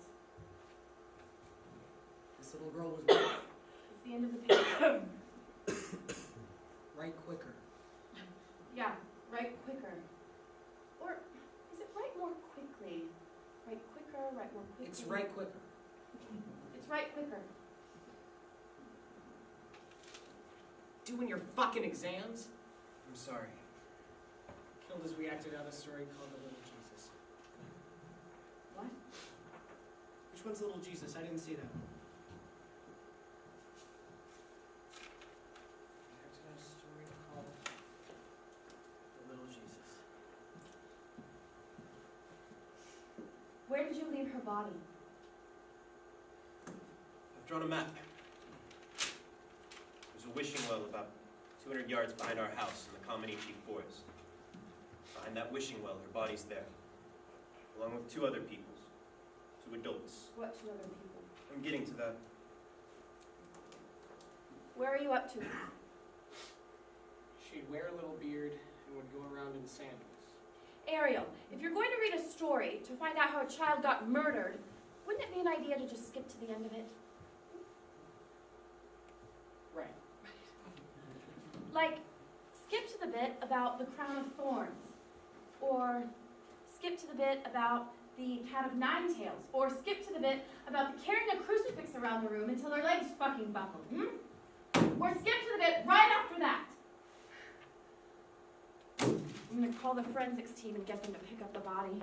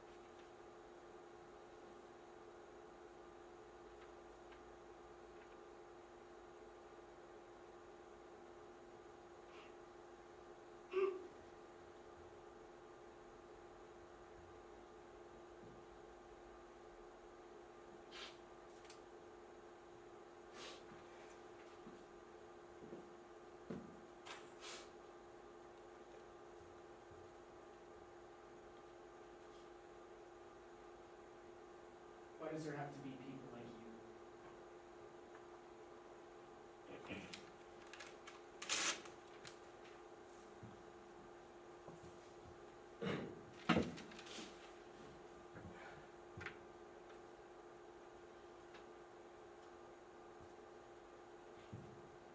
And I held her down. As my brother fed her a number of little figures made from apples, with razor blades inside them, as we acted out a story called The Little Apple Men, Attached.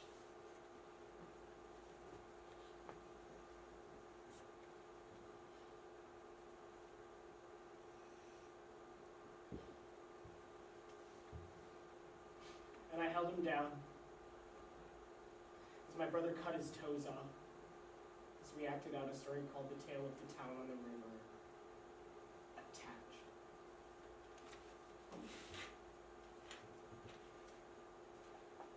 Do you really think we're not going to burn every one of your stories the minute we kill you? I've confessed to everything. Truthfully. Just like I promised I would. And I believe that you keep my stories with my case file and not release them until 50 years after my death. Just like you promised you would. What makes you think we'll keep our word?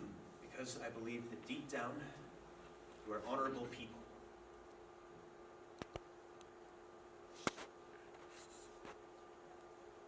Deep down? Deep fucking down! Would you beat me up after I finish this? I'm just up to the part about murdering my mother and father. Thank you.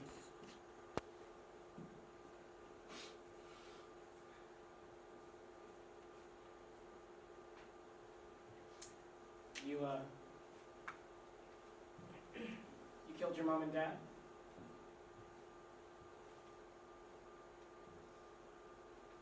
This might seem like a ridiculous question, but why? There's a story in there called The Writer and the Writer's Brother. I don't know if you saw it. I saw it. Well, I kind of hate any writing that's even vaguely autobiographical. If you ask me, people who only write about what they know only write about what they know because they're too fucking stupid to make anything up. However, The Writer and the Writer's Brother is, I suppose, the only story of mine that isn't really fiction. Oh.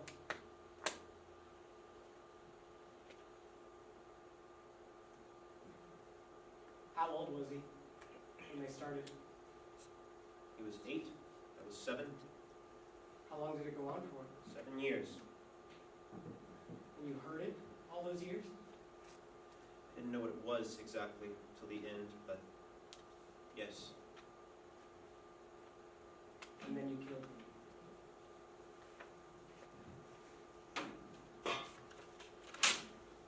I held a pillow over each of their heads, and then I buried them behind the wishing well behind our house.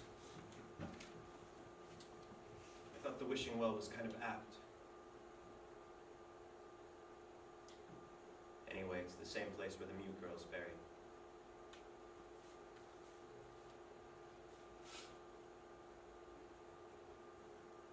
You know, your childhood could make a pretty decent defense in court. That is, if we weren't going to bypass all that court shit and shoot you in an hour. I don't want to bypass anything. I just want you to keep your word. To go ahead and kill me, and to go ahead and keep my stories safe. Well, you can certainly half trust us. I can trust you. How do you know you can trust me? I don't know. There's just something about you. I don't know what it is.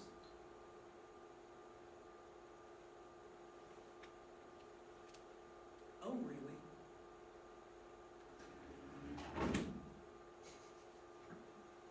Well, I'll tell you what there is about me. There is an overwhelming, and there is an all-pervading hatred. A hatred of people people who would lay even the littlest finger on children.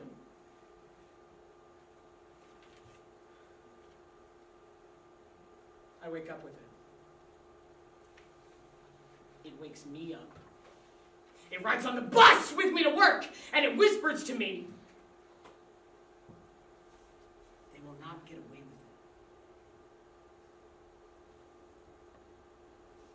I come in early. I make sure all the bindings are clean and the electrodes are in the right order so we won't waste time.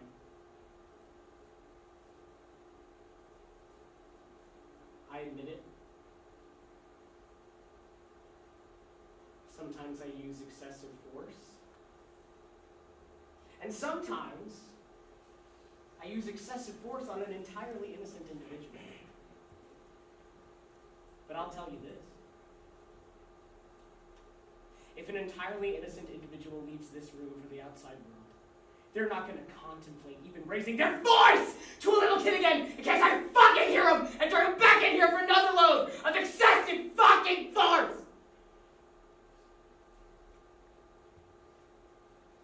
Now, is this behavior in an officer of the law in some way questionable?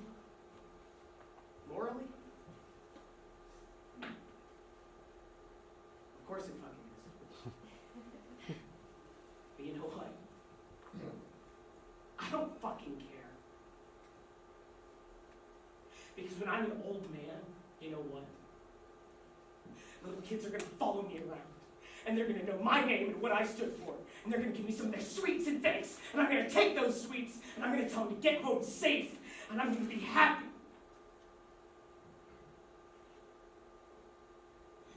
Not because of the sweets. I don't even really like sweets. But because I'll know in my heart that if I hadn't been there, not all of them would have been there. Because I'm a good policeman! Not good in the sense that I can solve lots of stuff, because I'm not. But good in the sense that I stand for something. I stand for something. I stand on the right side. I may not always be right, but I stand on the right side, the child side, the opposite side to you!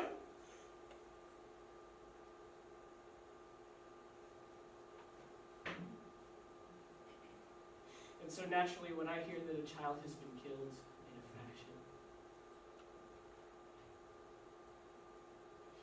in a fashion such as this little Jesus thing, you know what?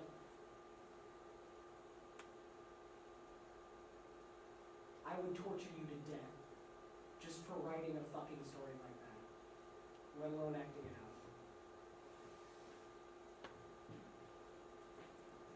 So you know what?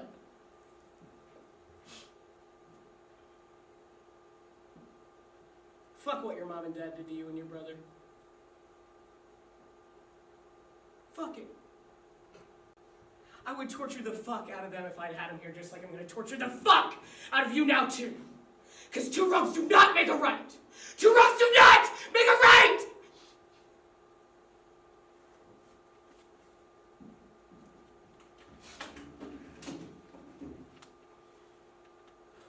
So kneel down over here, please, so I can connect you to this battery.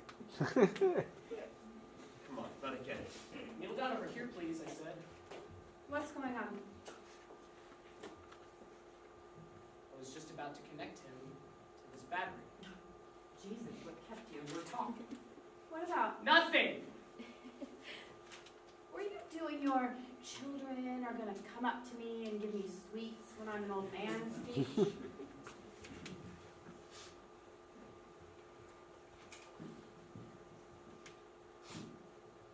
Fuck you. Pardon me, that is the You! Kneel down over here, please, I said. I've already asked you politely.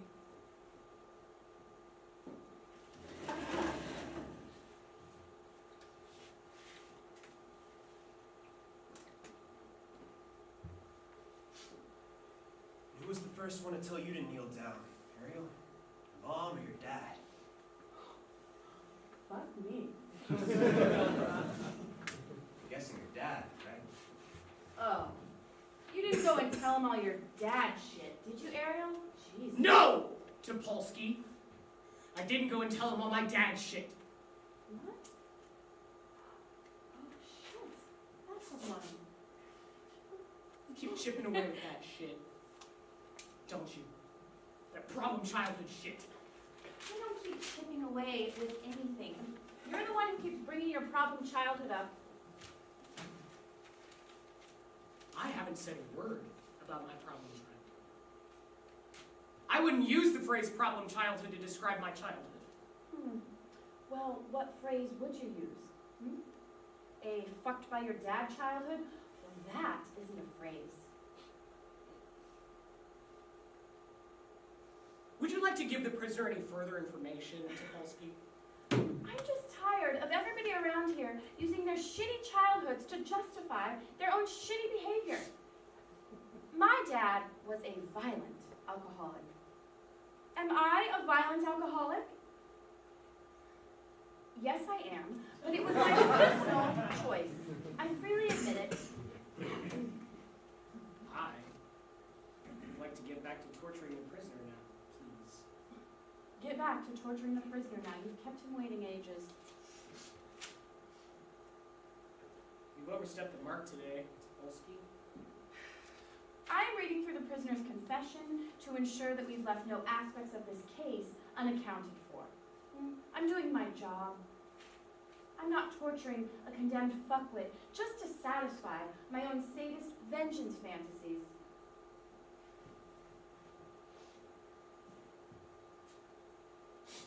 Way overstepped the mark.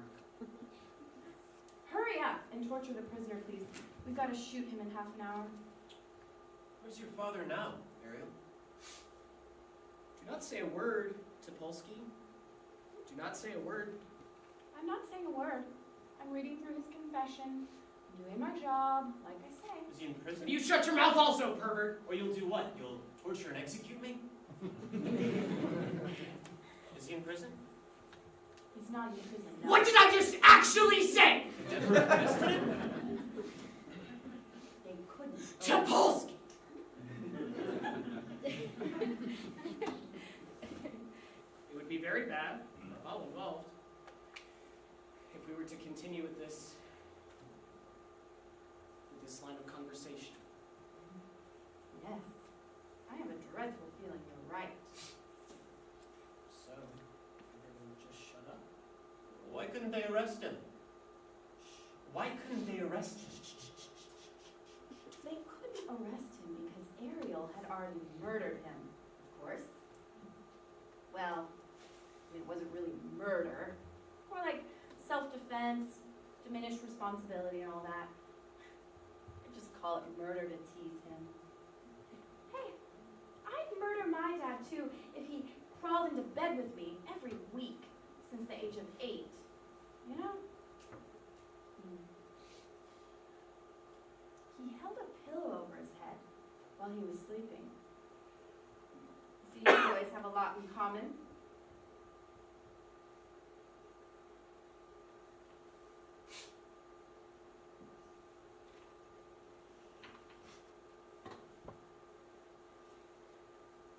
I'm going to speak to the Commandant now. And I'm going to inform him of your behavior throughout this investigation. It has been lacking in focus and in clarity from the start. From the start! Such as what was that whole peripheral vision thing? The peripheral vision from the bottom of your eyes thing. What was that all about? Disconcert and destabilize the prisoner with asinine nonsense, Ariel. It's in all the guidebooks. I would like now to continue questioning the prisoner without the aid of your electrical claptrap. So, could you disconnect Mr. Couturier, if you don't mind? I'd like you to focus.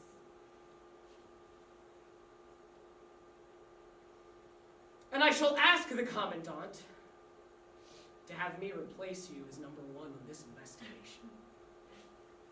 Because this isn't the first time this has happened, is it? And number ones have been replaced before. And the Commandant likes me and said so. And you will be reprimanded. And the conclusion of this case will be tied up by me. The tying up of all of the loose ends of this case will be tied up by me. I will be the one to tie them up! And what would your first step be in the tying up of this case?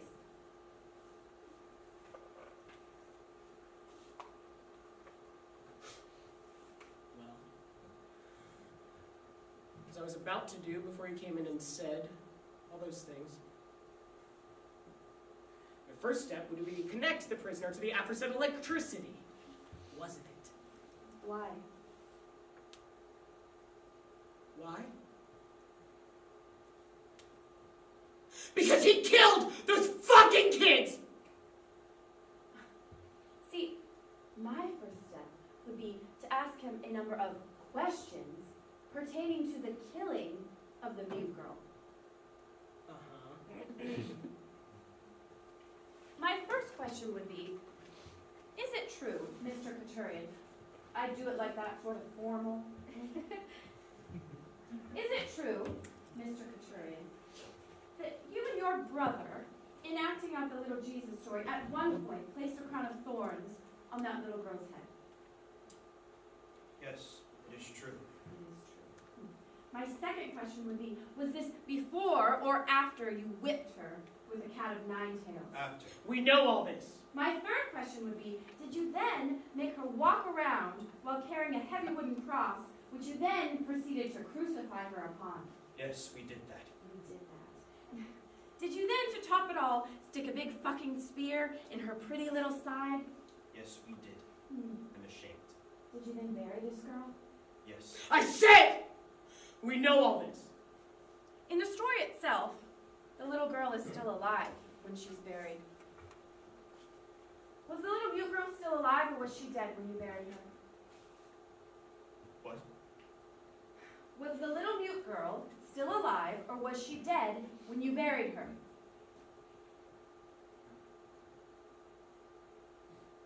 I don't know. Pardon me?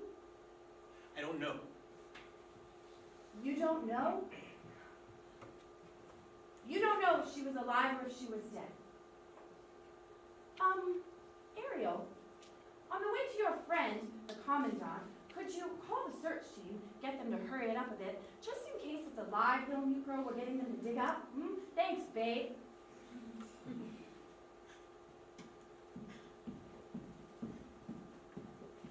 How can you not know?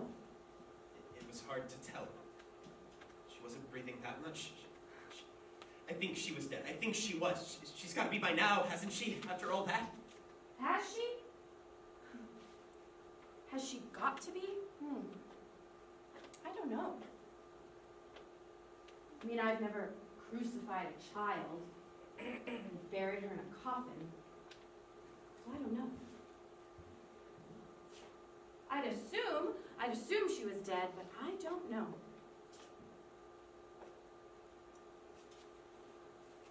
It just struck me as I was talking to the forensics boys. All you said was you acted out the little Jesus. That might be all right for Ariel. Oh, sorry, officer, I did it.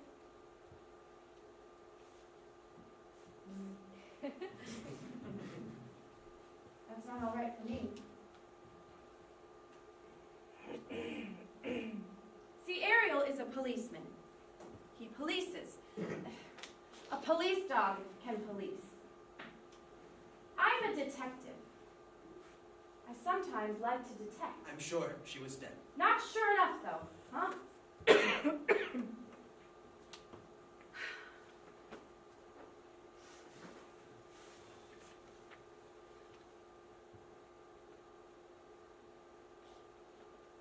I wrote a little story once.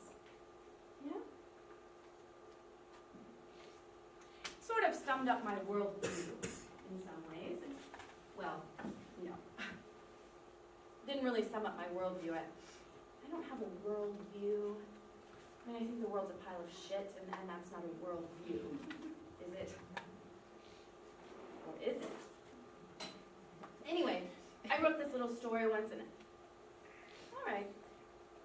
Now, hang on.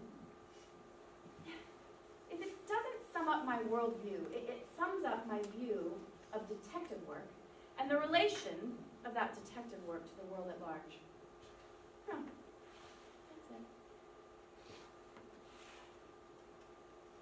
Why are you still kneeling down? I don't know. It just looks stupid. Yes.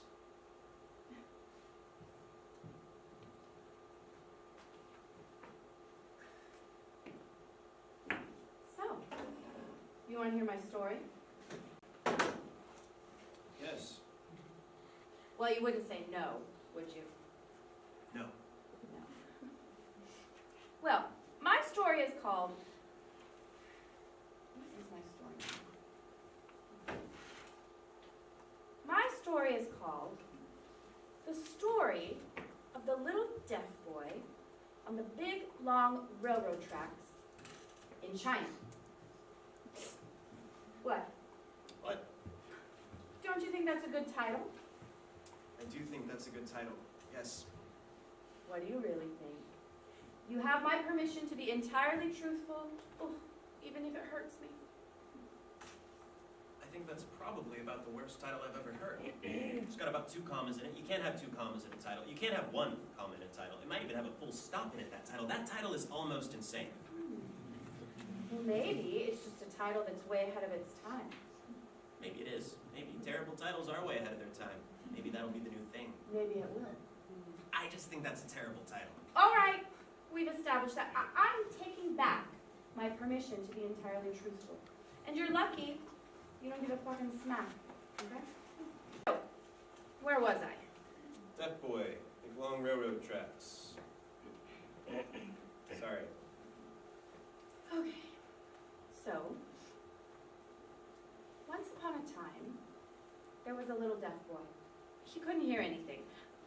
Well, as is often the case with deaf boys. Oh, yes, and it was set in China. So, he was a little Chinese deaf boy. Now, I don't know why I said it in China. Oh, yes, I do.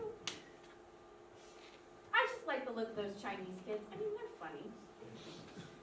So anyway, he's walking home along these tracks that stretch for miles and miles across the plains, across the Chinese plains.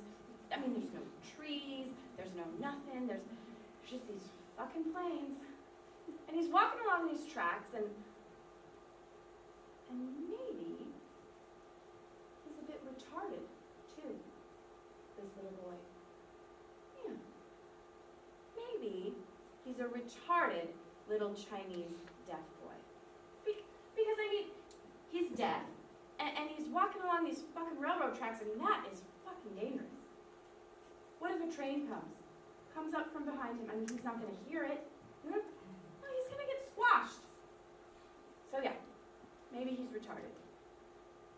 Okay, so there's this retarded little Chinese deaf boy, and he's walking along these railroad tracks, and guess what? This big fucking train starts thundering up behind him, but because the tracks are so long, and the train is so far away, it's not going to hit him for ages. But it is going to hit him. And even if the driver spotted him in time, I mean, there's no way he could brake. I mean, this little boy is really hard to see. You know, he's like one of those really little, like, cute little Chinesey kids, you know? I mean, they've usually got spiked up hair. Yeah, like that. So anyway, the driver, I mean, he's probably not even going to see him. However, the kid is seen. You know who the kid is seen by? Well, just about a mile along the tracks, in the direction the little kid is heading in, there's a strange old tower. And at the top of this tower, there lives this strange old man. This strange old Chinese man. He's got those long Chinese mustaches. and those squinty little eyes, ooh, wah, wah, wah, and one of those funny hats, you know, and he's, people thought he was very wise, but people also thought he was a bit creepy because, you know, he's living at the top of this big fucking tower, and some people, they hadn't seen him in many, many years, and people didn't know if he was alive or if he was dead, but, well, I mean, obviously he's still alive, or he wouldn't be in this story, right? Okay, so anyway, he's at the top of this tower, and he's making all of these mathematical computations and so forth, and doing various designs and drawings and making various inventions and all that of like things that haven't been invented yet.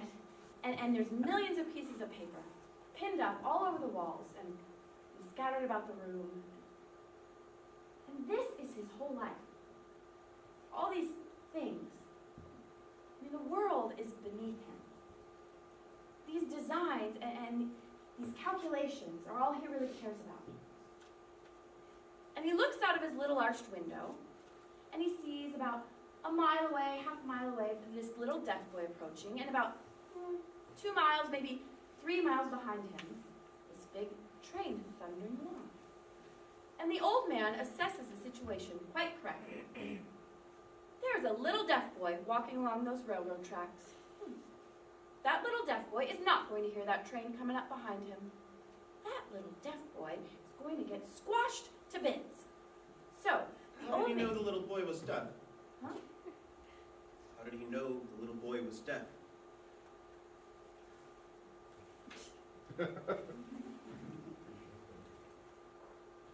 He sees his hearing aid. Pull that one out of the bag. So, he sees the deaf kid, and he sees the train coming, but he doesn't like run down and try to save him like a normal person would, because, I mean, he's close enough if he wanted to. What's he do? He does nothing. He does nothing but make a calculation on a little piece of paper. Just to amuse himself. A calculation based, I suppose, on the length of the track and the speed of the train and the speed the little boy's little legs are going at. A calculation to find out exactly at what point on that track that train is going to plow straight through that little deaf kid's little fucking back. So the kid keeps walking on and on, oblivious to everything, and the train keeps coming on, getting closer and closer. And when the kid is about 30 yards away from the foot of the tower, the old man finishes his calculations and finds that the train is going to drive straight through the little boy exactly 10 yards from the foot of the tower. 10 yards from the foot of the tower. And the old man ho-hums without much thought about it. He folds his calculation into a paper airplane and tosses the plane out the window. And then gets back to his work without another thought for that poor little deaf boy. 11 yards from the foot of that tower, the little boy leaps from the railroad tracks to catch the paper airplane. The train thunders by behind him. That's pretty good. That's pretty good. That story is better than all your rubbish combined. Oh, 101 ways to skewer a fucking 5-year-old. No, it's not better than all of mine, but it's pretty good. Excuse me, I have rescinded your permission to give me any shit, haven't I? My story was better than all your stories. Yes, it was. And I thank you once again for keeping my stories safe with my case file.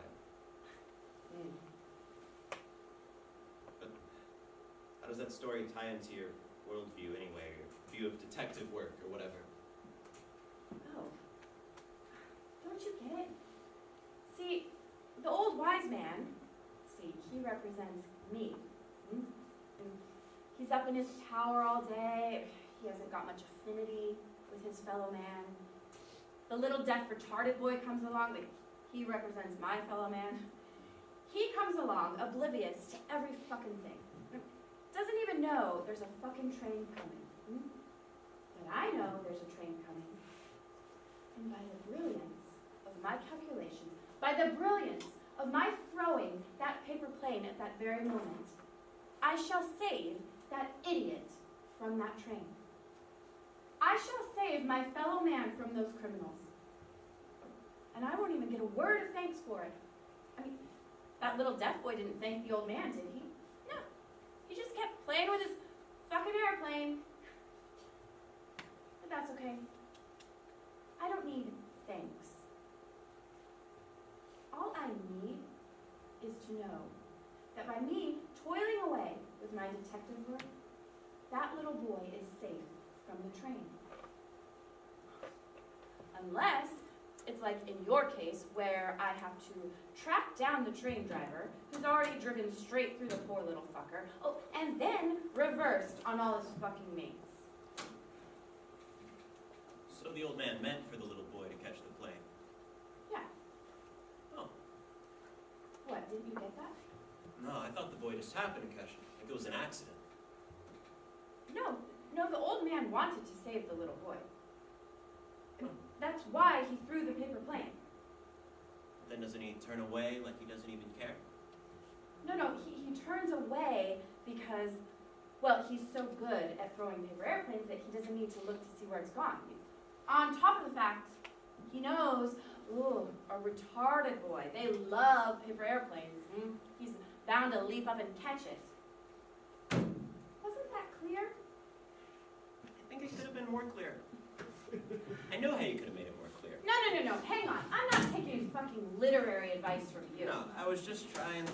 No, I think you could have made it more clear whether or not the little girl you butchered 3 days ago was fucking alive or dead when you stuck her in the ground. I think that could have been made more clear. And could I make it more clear that I'm about to get really angry in a second and set fire to all of your stories, regardless of any promises that have been made? Could I make that more clear? Please, Pillowman, your story was really good. My story was better than all your stories. Your story was better than all of my stories. And it was clear that the old man wanted to save the little boy. It was completely clear. You only didn't like it because the little boy didn't die in the fucking end. I do like it, Topolsky, and this isn't anything to do with anything about burning my stories or anything. I really liked your story. I've been proud to have written it. I would have. Yeah? Yeah.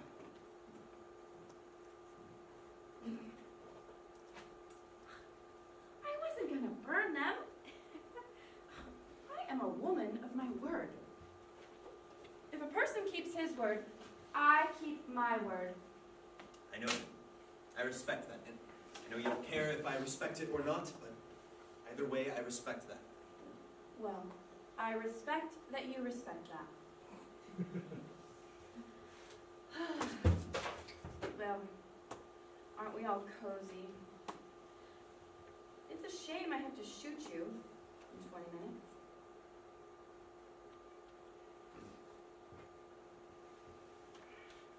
No, some of your stories are very good, too. I did like some of them. Which ones?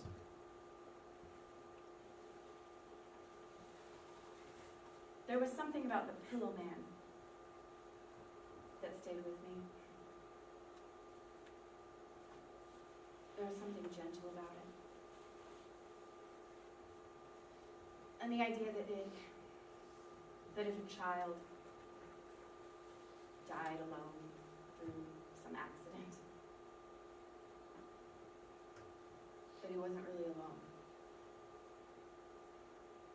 That he had this kind, soft person with him to hold his hand and whatnot.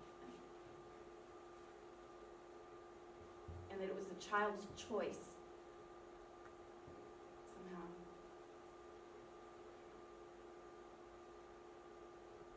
Made it somewhat reassuring. Somehow. That it wasn't just a stupid waste.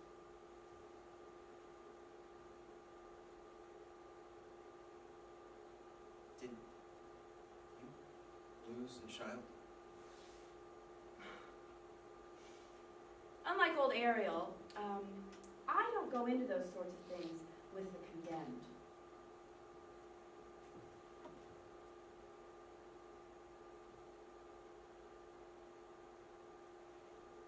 Son drowned.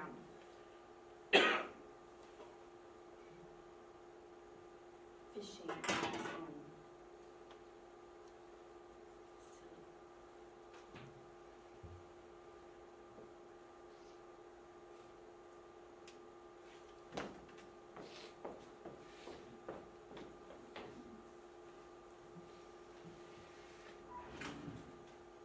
So what happens from here on in? Well, we get word back about the mute girl. We put this hood on your head. We take you to the room next door. We shoot you through the head. Is that right? No. First, we take you to the room next door. Then we put the hood on you.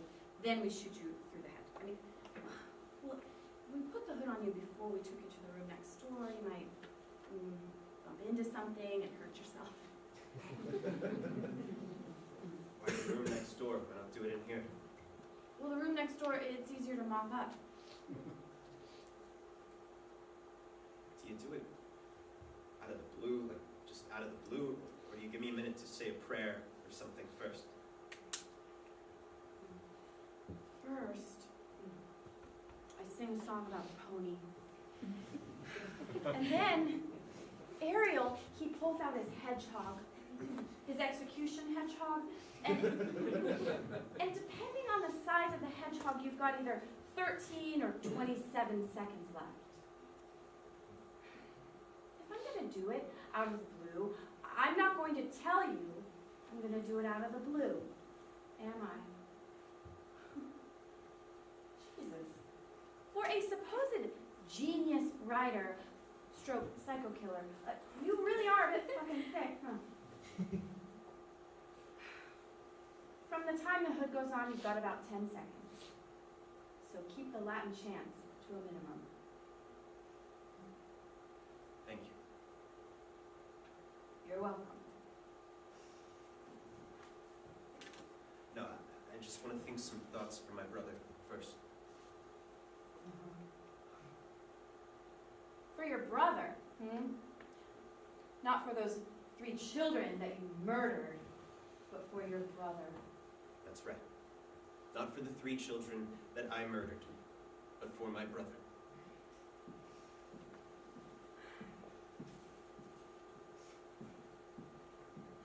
Have they found her? What the hell is the matter with you?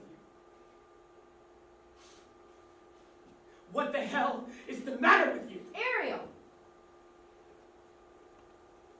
Yes? Have they found her? Yes, they found her. And she was dead, right?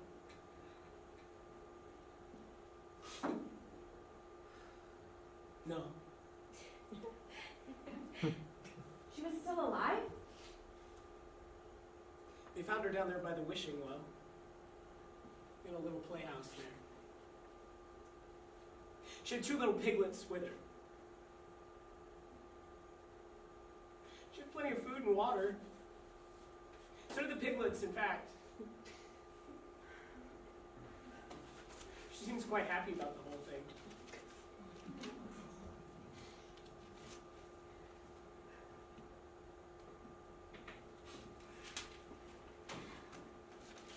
Can she keep the piglets? I said I'd ask you. I said I'd ask you about the piglets. What? Yes, she can keep the piglets.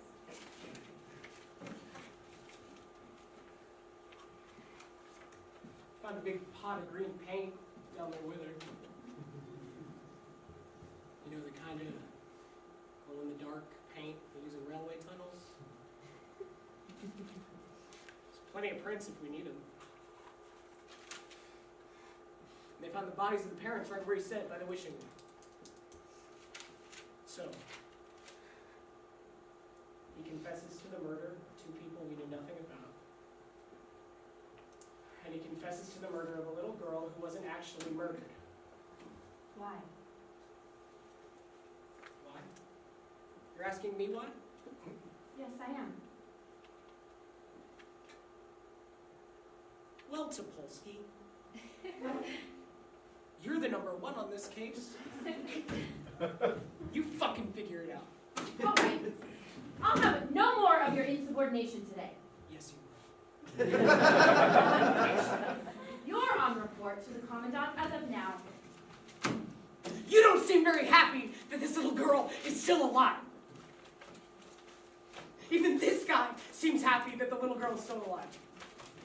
You just seem upset that she's fucked up your paperwork. Okay, so he painted her green, kept her with the piglet, and her Acting out the little green pig suit. Brilliant, Topolsky. You must have got that from the green paint and the fucking piglets. The question is, why? Why didn't they kill her too, and why did he say he did?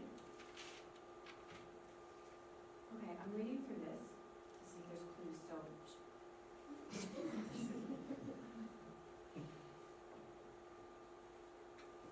We could just ask him. I'm reading through this, I said. Can you fill us in on why this little new girl is still alive? No, I can't, but I'm glad she is, though. I'm glad she is. I believe you're glad she is. I believe you're glad she is. I believe you're gladder than she fucking is. And I will ask you another question, based on a little hunch I've just got, because I'm getting hunches now too. I think Ms. Topolsky's fucking detective prowess must be rubbing off on me.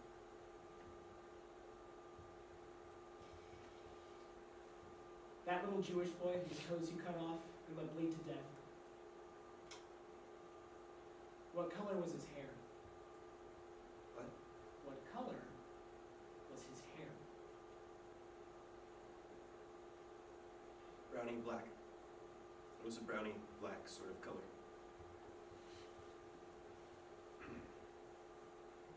Brownie black sort of color. Pretty good. Brownie black sort of color. Pretty good. Considering he was a little Jew boy. It's too bad his mom was fucking Irish. Her son closely resembled a red fucking setter. Do you want some questions about the girl on the heath? No. No. Because you didn't kill those two kids, did you? No. You never even saw those two kids, did you? No. Did you tell your brother to kill them? I didn't know anything about any of this until today. Did your brother kill your parents also? I killed my parents.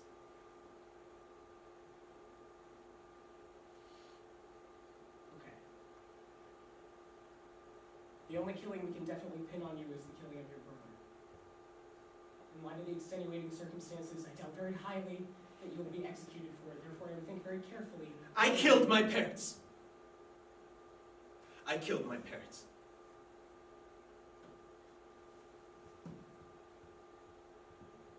I believe you did. But you didn't kill any kids, did you?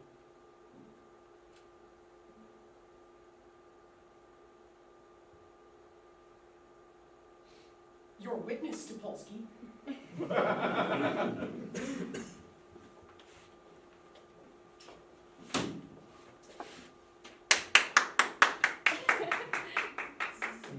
Very good work, Ariel. Thank you, Topolsky. And by the way, I was happy that the little girl was still alive. I'm just trying not to let my true emotions come out at work. That's all. Oh, I see. Oh, you see?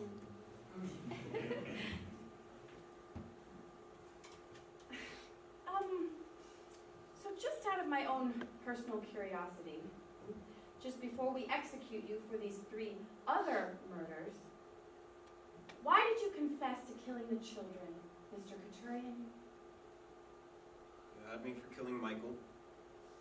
As soon as you found the 3rd child, you'd have had me for killing my parents. I thought if I tied myself into all of it the way you wanted me to, at least I'd be able to save my stories. At least I'd have that.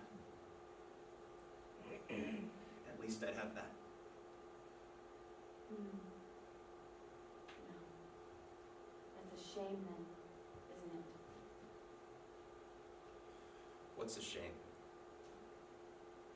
Our saving your stories was based on you confessing truthfully as regards the whole of this sorry business. Evidently, from what you're telling us now about not having killed those 2 kids, and evidently from all the green fucking paint that's been traipsed all over my fucking floors, your confession wasn't completely truthful, now was it? So obviously, if your confession wasn't completely truthful, then your stories fucking burn. You're not being serious. Here's your hood. Put it on, please. I'm trying to get the fire started. Ariel, please. Ariel, is it true that we promised not to burn his stories if he made a truthful confession? Jesus, Polsky, I Is it true, yes or no, that we promised not to burn his stories if he made a truthful confession? Yes, it's true. And did he confess to killing a Jew boy that he didn't kill? Yes, he did. And did he also confess to killing a little girl with razor blades he also didn't kill? Yes, he did. And did he confess to killing that irritating green kid who isn't even fucking dead? Yes, he did confess. So, are we not then within our rights as honorable people to burn all of Mr. Couturier's work? Ariel!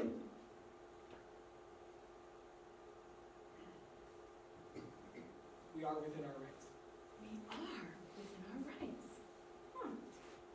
Well, we've got about 400 stories here, and if you round up those few copies of the Libertad that he had a story published in, well, that'll be his whole life's work, right? That'll be his whole life's work. It doesn't add up to much. Should I put some lighter fuel on these stories, or is that a bit dangerous? I mean, I'm worried I might singe myself. Ariel, please! There's your hood. Put it on, I said. Ariel! Ariel!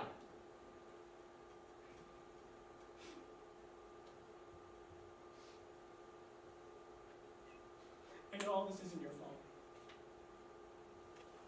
I know you didn't kill those kids. I know you didn't want to kill your brother, and I know you killed your parents for all the right reasons, and I'm sorry for you. I'm really sorry for you, and I've never said that to anybody in custody before.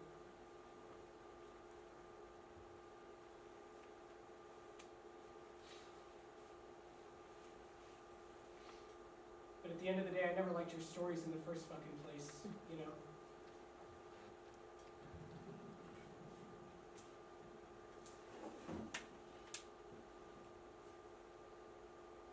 You better put the hood on.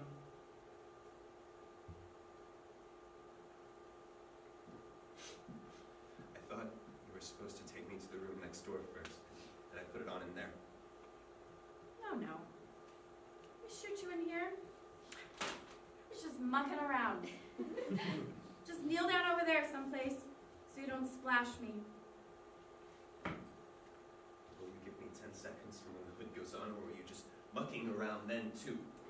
We'll give you 10 seconds. We'll give you 10 seconds. I'm kidding. Kidding.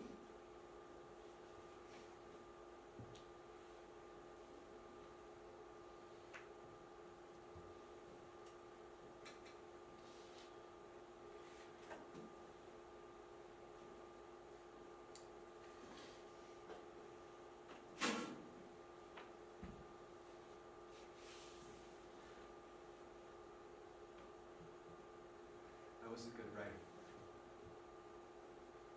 It was all I ever wanted to be. And I was. And I was. Was being the operative word. Yes.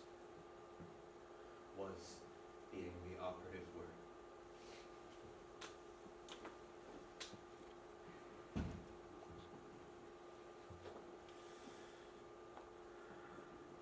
Ten. He was given before his death. Couturier tried to think up a final story in lieu of a prayer for his brother.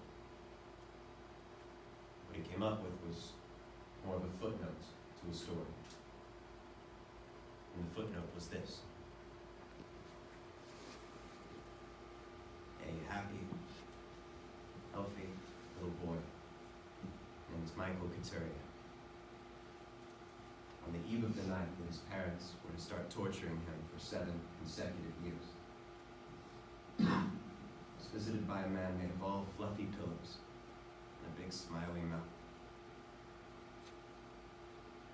And that man sat with Michael and talked with him a while.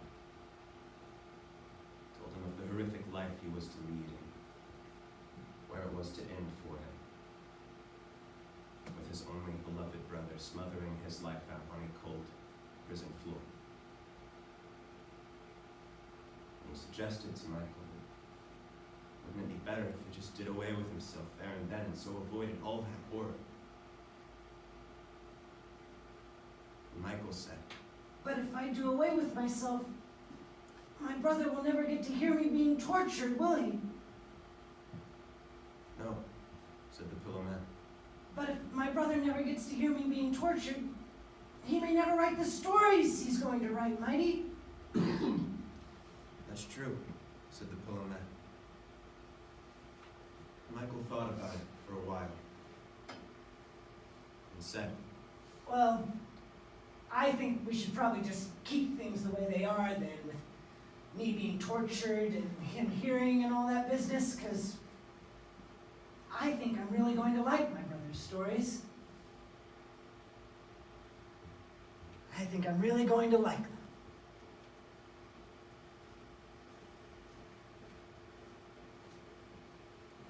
the story was going to finish in a fashion of the downbeat mode, with Michael going through all that torment, with Couturier writing all those stories, only to have them burned from the world by a bulldog of a policeman. The story was going to finish that way. It was, of course, cut short by a bullet blowing his brains out 2 seconds too soon. Maybe it's best that the story didn't finish that way. It wouldn't have been quite accurate. Because, for reasons known only to himself, that bulldog of a policeman chose not to put Couturier stories in the burning trash, but instead placed them carefully with his case file, which he then sealed away to remain unopened for 50-odd years.